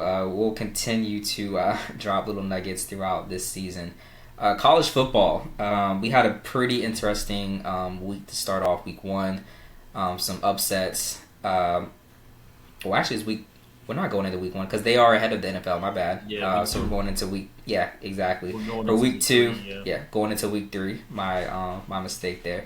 But what's your overall outlook? I know we talk, definitely on Saturdays about who is going to be the best play, the best pick, that sort of thing. We talk a lot about overs and unders. Yeah, you had some pretty big plays that hit. What are some things that, just not even bets, but just like some matchups and things that you are, checking out for week 3? Yeah, I think the biggest thing for college football for me is, one, it's just like college football, you have so many teams that it's really hard to really analyze and know every single team. It's better to kind of just, stick to the conference that you're really like involved in or whatnot, and that's what most of my buddies and I do. Okay. I think looking at the outlooks, it's like, yeah, it's still really early in the season. I really love to go in and see like teams and where their rankings are, and just seeing like how you said, like how Texas came in ranked number 1. And you're like, how is that even? Why is that a thing? Like why? Right? Is that a paper thing or whatever? So really for me, it's always just, man, looking at these teams, seeing like key players that have been there already from last year, and are they going to continue to like just perform really well and eventually lead off to be good NFL players, or is the team kind of, where are they going to be now this year that they've lost like key elements to their team, right? For sure. And that's just kind of how I view my outlook. And when it comes to like betting college, which I love, man, it's just, number 1, I always just trust that the juggernauts are going to blow out the random team that you're like, man, what the heck? Like minus 48, like take it, dude, take it. Just it's probably going to happen. It's probably going to happen, like, and that's just how it is. Big team for me that I think I'm a little high on, and maybe high early. I think I'm high on FSU, man. I like FSU. Yeah, I like sure. how they played. I think as we roll more into the season, like the big game, like they're gonna, as they start playing like actual teams, and they'll be able to really see how they are. I took a future on them to win the ACC. Okay. Seeing just how the other teams have played in the ACC, I'm like, man, I like them. I think they're gonna be pretty good and like the long hunt, and I'm pretty excited to see some of the matchups that they have coming down the stretch. Definitely like their game against Miami, and see, like, I forget what their receiver was that pulled like an insane catch like last week. Miami. Oh man, it was like week one. It was like almost like that D-Hop catch, man. I can't remember. Yeah, that one-hander. It was crazy, and it's gonna be a fun some fun games. But I'm high on FSU. I think they're gonna be pretty good. Okay. What about you? I know you're deep into college. So I'm not. I would say I'm not so deep into college, man. It's not my specialty. But I mean, from what I've seen so far with Ohio State, I definitely see them probably repeating, man. I mean, they look really solid. I thought Michigan might be, with the new quarterback, might be a team that does make the playoffs. Surprises a few people, not win the whole thing, but be pretty decent. Their loss, this past weekend, was a bit more than what I was thinking it would be. But overall, from what I've seen, I think Penn State is really good. I think they will definitely be there at the end. But yeah, Ohio State, Penn State, I think those are my top teams at the moment. I think Texas is not bad, but I think they're just a top 10 team probably, just not what everyone was expecting them to be. Alabama's about what I thought they would be. I didn't think they would outright lose as bad as they did. What was that, week 1 or so? But yeah, I'm not as in tune with college. I love college though. Getting more into it, but yeah, definitely following your picks and your angles on things have just increased my insights and just made me a better better and just assessor of the programs. I would say. Dude. In the South, I do like FSU. They are impressive. Yeah, I'd say. And South. I mean, just Florida in general, man. Like FSU, Miami. South Florida pulling the upset against the Gators this week was pretty cool. I mean, they played very well week 1 too. Just looking at them, and they like I said, in college it's not so black and white, man. Any week can kind of be anybody's week. I mean, obviously it can. Your established teams that are just going to dominate, but some of these other teams, man, it's college is college, and it's just stick to the overs and always bet the heavy spreads. Just take the juggernauts to beat out these big teams. I think you'll do fine on your gambling. So for sure, for sure. But yeah, it'll be a interesting week. Looking now, I'm trying to see week 3 what kind of the big matchups are going to be, and it looks like we got Wisconsin, Alabama. That'll be a fun one. Georgia at Tennessee. That'll be a really good one. That will be good. Yeah, they got Georgia minus 3.5. That's going to be. I'd probably take that. I'll probably take the 3.5 for Georgia. I think they can definitely do that. Definitely be watching that. South Florida, Miami. See if South Florida is actually who they are. But yeah, I think that's going to be the best one right there. Is going to be Georgia, Tennessee. That's going to be a pretty fun game. Yeah, that'd be and in Tennessee too, Rocky Top. There you go. Yep. Maybe they pull the upset and they throw the field goal post into the river again. That would be fun. Yeah. That would be fun. But yeah, that's the 3:30 game. That will be good. That will be good. The Iowa game. I always think those games are cool. Whenever they play Iowa and Iowa State. That was a close game as expected. Last week as well. So that was great. They covered for me. It was awesome. Yeah, they did. Yeah, they freaking did, man. Yeah. So, yeah, for sure. Okay. Moving into MLB. So, you are the MLB expert. I will let you lead off this segment, man. Yeah, man. MLB heating up now. We got end of September will be soon, and the commencement of October baseball is going to be upon us, which is super exciting, man. It's probably the only time people even give a crap about baseball, just because we have so many damn for sure. Games out here who can actually keep up. It's been quite a ride this season for me, especially. I root for the Yankees, and they've been kind of weird, man. Like they've been able to finally heat it up these past 2 months. The bats have just been a lot better. Aaron Judge, he kind of had an injury to his hand, and they started rolling him into right field again, just because they had him as a defensive hitter designated hitter, and they had Big G out there in right field, but it was good to see him back on the field. Unfortunately, when we played Toronto, we had pretty much our division. It goes Toronto, the Yankees, and Boston is always kind of the top 3 contenders there for us. and we had a really big series against Toronto.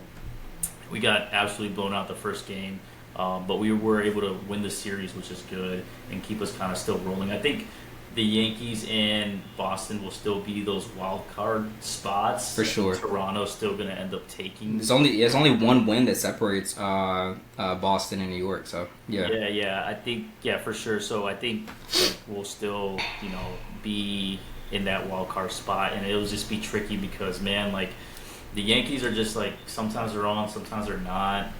We've had past years where we just struggled against like Houston. And like this series, I was actually in New York and I was able to watch like the Boston Yankees series, and it was like just terrible to watch. I was like, man, the bats were just not hot, and Boston was really able to just like roll right through us. So hopefully that's not something that occurs as October comes around, and if we do have to battle out with Boston, we're able to kind of give them the run for their money and really get into the playoffs. And coming off from last year, it was kind of devastating losing to the Dodgers, and the way that we lost, I was like, it was to watch that. It was like almost like it's like better to just not go to the World Series. I mean, that's like going, kind of how with football you go to Super Bowl and then you get blown out, or just that's tough. Yeah, right. Really it's not even fun, right? It's like since a lot of like me and my buddies would talk about like sometimes regular season football is just more exciting than just a Super Bowl. A Super Bowl is just like this, key like here's a Super Bowl, but it's the regular season. Obviously, baseball being a little different, that you get a series. It's not just one game. Yeah. Mm-hmm. But yeah, man, last year was just like detrimental for the Yankees. Just that was just awful to watch, but. We'll see, man. Obviously, we're always going to be in contention just because we're one of those big bank teams, right? Absolutely. Whoever it's like most of the MLB is like whoever's out there that's like a super good player for a mediocre team. Like, congrats, you're going to get paid a lot of money and go to the Yankees next year. Like, that's how it works, man. Like we will transfer you, man. That's how that. Yeah, seriously. It'll be interesting. Going to the National League, obviously, like the Phillies, leading their division. There, we also got the Dodgers out there that are, I think, gonna also just make a run. Maybe they'll go 2 back-to-back. Phillies, the Phillies have a huge accomplishment, right? Yeah, that's right. Schwarber, man, 50th home run. I think he tied second in Phillies franchise. That dude's a monster. I live up here and go to Nationals Park all the time, and I was able to go catch a Phillies game, and dude, he doesn't even hit like gimme home runs. A dude hits him up in the second decker, like he's just like crazy, he just annihilates the ball. He's an absolute beast, and that's really cool for him. I think I don't know. Looking now, if he's leading the league anymore, I think it was the catcher from Seattle, Cal Raleigh, that was leading the league in home runs, but. He should be up there pretty close now with 50 home runs. I think it was like him, Ohtani, Judge, and Raleigh that were leading the league up there. But yeah, actually a local guy here in the Nationals, James Woods, man, that's a guy, a young guy that's up and coming. I think people should look at it. Probably won't be in the Nationals long term. The Nationals are like probably one of those teams that's like, yeah, here we have this talented guy, and eventually we'll just roll him out. It's like that always happens, man. Yeah, I mean, look at what's his name, Bryce Harper. That was like, he was the Nationals. That's a good example. Too, man. Juan Soto was here. Like, yep. A lot of big names have rolled through this area, and you just don't think about it, and you're like, man, like for sure. I mean, obviously they were able to go to the World Series with Juan Soto, but they, it was just it's like. That's just what it is, man. Like MLB is weird, where there's like no. It almost feels there's like endless. NBA has a similar problem too. I mean, they do have like a more like structured like salary cap thing, but you look at like John Wall, and it's just like we were paying him so much, and Bradley Beal, like so much money, but we never, that team was never gonna go anywhere. They had a little stretch where they're in the playoffs, but they went on to greener pastures, like contending teams, at different points in time, but that's what happens, man. We get talent in the DMV, and they just have to, go elsewhere. Yeah. I mean, it is what it is, man. Make your money, Yeah, your money it's a business. It's a but business. Yeah, man. If I were to call it, I think I can see it being Dodgers and Blue Jays for the World Series this year. Okay. The Blue Jays, like, just I mean, they're top of the American League. They're No, that's a tough division. So yes, I could see it. They're just like the Blue Jays have phenomenal like talent on their team. Yep. They just have really good hitters overall, and I think they're going to be able to make a run. I don't think the Yankees will be able to, hang through the wild card series, and we'll just see. Have to see as it rolls through, but definitely a fun time. Start looking at those divisions. Start looking at those futures, and you never know. So you see some of these juicy plus 500, plus 600 teams that could hit. They could, man. Baseball is just like no other sport. Like it's just. I agree. You never know. You really never know. So. You see yourself going to a Yankees game, like a playoff game. You're not that far, man. It's really not that long of a drive. Yeah, it's not too bad. The only thing, man, it's just like after like going to multiple Yankees games, even Jets games and everything, I always think, dude, you know what the best seat is? My couch, man. Yes. That's a good point. That's a good point. Like with cold beer, like There you go. It's so great. Obviously, the vibes are like always super high when you go out there. Like the Jets, Jets, or like the Yankees, and there's like the captains up, and we're just like clapping for Judge. And it's an experience, man. It seriously is going to see games live. So I hear you. There's nothing better than just seeing one of these dudes go up there and just hit an absolute freaking rocket out of the park and just the bleacher creatures, how they call them in Yankee Stadium, out there going crazy, man. So it's a good time for sure. Good time of the year. We got playoff baseball rolling in, the NFL. I mean, this is like literally prime time. This is prime sports time. Yeah. It's that time of the year where I believe all four major sports like intersect in terms of like I think there's a certain day where like all the major sports are being played. Like I forget. It's like sometime in October, I think, where they all just kind of cross. But yeah, that's fall for you, man. It's everything's happening right there. So plenty for us to do. Yeah. It does. I love the fall weather, man. I do love the fall. So let's get into some betting stuff. What are your favorite, picks that you're looking at for this weekend across all sports? Obviously, I know we do college a lot. We talked that, and obviously NFL. But what other things? I guess other leagues do you have, and just share all your picks, pretty much things that you're liking. Yeah. So I'll start with NFL. I think for Thursday night, for the Thursday night game, it's going to be me just going to go ahead. I'm just going to go ahead and money line the Commanders just because I think they are, like I said, not elite, but I think they are like a frisky team. I think they can pull it off. I don't think that they're going to go in there and get absolutely like dominated by Green Bay. I think that they're going to be a lot more competent on offense than Detroit seemed to have been this past week. So I think there's some value there. It's at plus 145. You can put your money, and I think it'll be a good bet to take. You can always live bet some player props, kind of see how things are going. I think also like a really good bet to take is really Jaden Daniels, man. Take him to score a touchdown. He's most of the time he's plus money.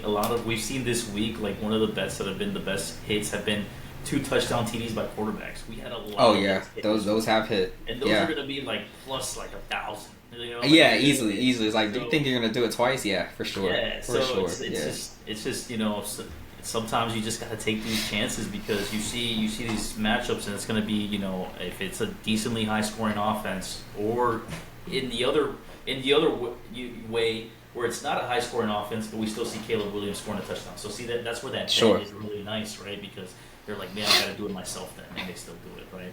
Yep.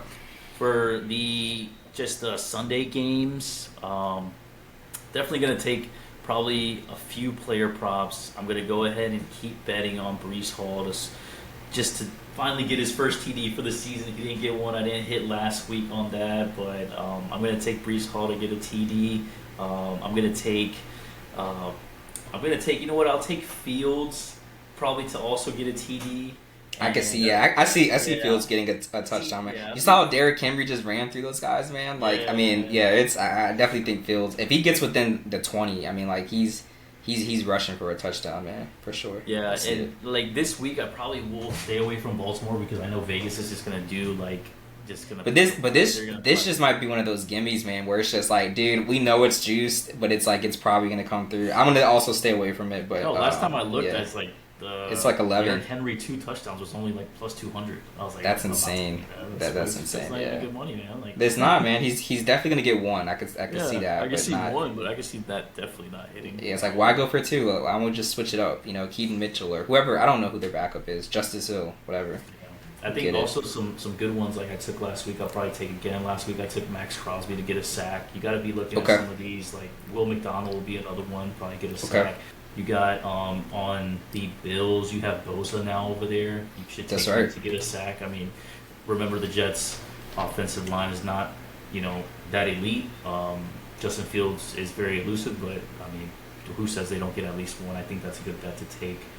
For sure. And some of these games, though, man, like we got a few of like ugly ones really coming in this week. Like a lot of unders. I think like Falcons Vikings will be an under game. Ooh, and I think that's going to be an over game, man. For you real. Think so? Yeah, I think any game with the Falcons is probably going to be an over game. Like they're not strong enough on. They're not strong enough on defense, and I think the Vikings can just kind of turn up at any time. Like take the ball away and score, and I think that they can score with the best of them, if all their pieces are aligned. So I think that's definitely an over game for sure. Yeah, I think for sure there's some value there on the late night Monday night game, and it's going to be the Raiders Chargers. I think they got because I think that's an over game.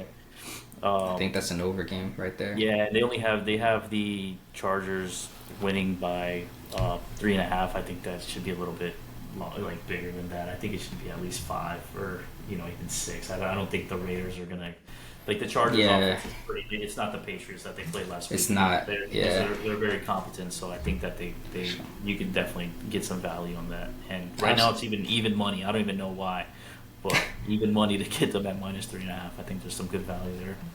Oh yeah, for sure. I like Oh, go ahead. My bad. I didn't even interrupt you. Go ahead. Go for it. So I'm gonna counter you on your Thursday pick, man. I'm gonna go with Packers like money line. I don't know if they cover that 3.5. I think Washington, the Commanders. I think that their run defense is suspect. I think we saw it in the championship game last year where Barkley was able to run all over them. What's his name? Green Bay, Josh Jacobs, man. I think he has a good game on the ground. Like I really do. Probably a touchdown. Over. I don't know what his yardage is set at, but. Even if you want to reduce it, I think he at least gets 50 yards. And I think that's the difference right there. I think that JCM, I think he's a good piece for the Commander. I think Jaden Daniels is a good, running, quarterback as well. But I just think that the Packers are an elite team. I really do. Yeah, Rams at Titans. Don't really have a pick there. Probably under in that game. Another game I like is probably, it's going to be the Cowboys. I like the Cowboys at home. And Jerry World to cover the 5.5. I like that one a lot. I really do. And what's another matchup I like?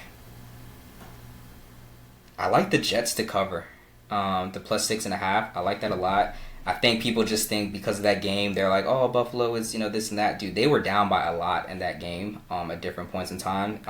It took a lot for them to come back. Things had to happen, but I think the Jets cover. Number, man. They have Josh They do. Number out, They do. So I think the Jets can cover that game. I'm pretty, that's a large spread.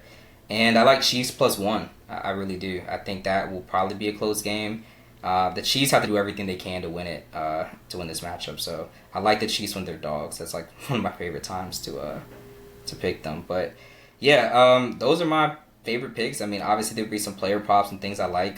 There are some money line teams I like the Cardinals beating the Panthers. I think that happens. But yeah, hopefully there's a bounce back by certain players, just statistically, and they start putting up the numbers that we're used to from them. But yeah, I also really love CeeDee Lamb to have a bounce back week. Probably a touchdown. I think they give it to him early and often at home opener, just to kind of, give something to the fans. Just like, hey, CeeDee's back. He said he was sorry for dropping those balls, all that sort of stuff. So, yeah. That's funny. Sorry for dropping all those balls. Yeah. That's funny, man. Yeah, that was unfortunate for him, man. I hope he does have a good bounce back this week. I think he will, man. Sure. Like, we're going to see him 100 yards, a touchdown, and people forget that even happened. Yeah. But, yeah, that's all I have for the betting outlook. Not too much on the college side. Honestly, I would probably be telling you, to be honest. Like, you're more of the guru when it comes to that. But, yeah, we'll figure out some stuff just throughout the week as lines change and you get different news and updates on whatever variety of information. Put it on the Instagram. Put some pictures out there for you guys and have some stuff out there so that you guys can tell us if you'd like. And for baseball, man, I'd say let's do a little heat check on Kyle Schwarber and keep betting the one home run on him. Yeah. Maybe put like half a unit if you're scared, but just okay. Heat check him. The guy's hot right now. For sure. Not mad at it. Not mad at that at all. All right, well, that'll conclude our segments for this week. This is our second episode, but it will probably be broken up into multiple episodes when it actually releases. So when you hear it, hopefully you listen to the full episode as we intended. But until then, follow us on socials at Sports Frequency. Tune into us wherever you get your podcast and that sort of thing, whether it's video or just audio. But Christian, do you have anything to close out? No, man. Let's beat Vegas this week, boys. Let's get it. Yeah, let's beat Vegas. Go!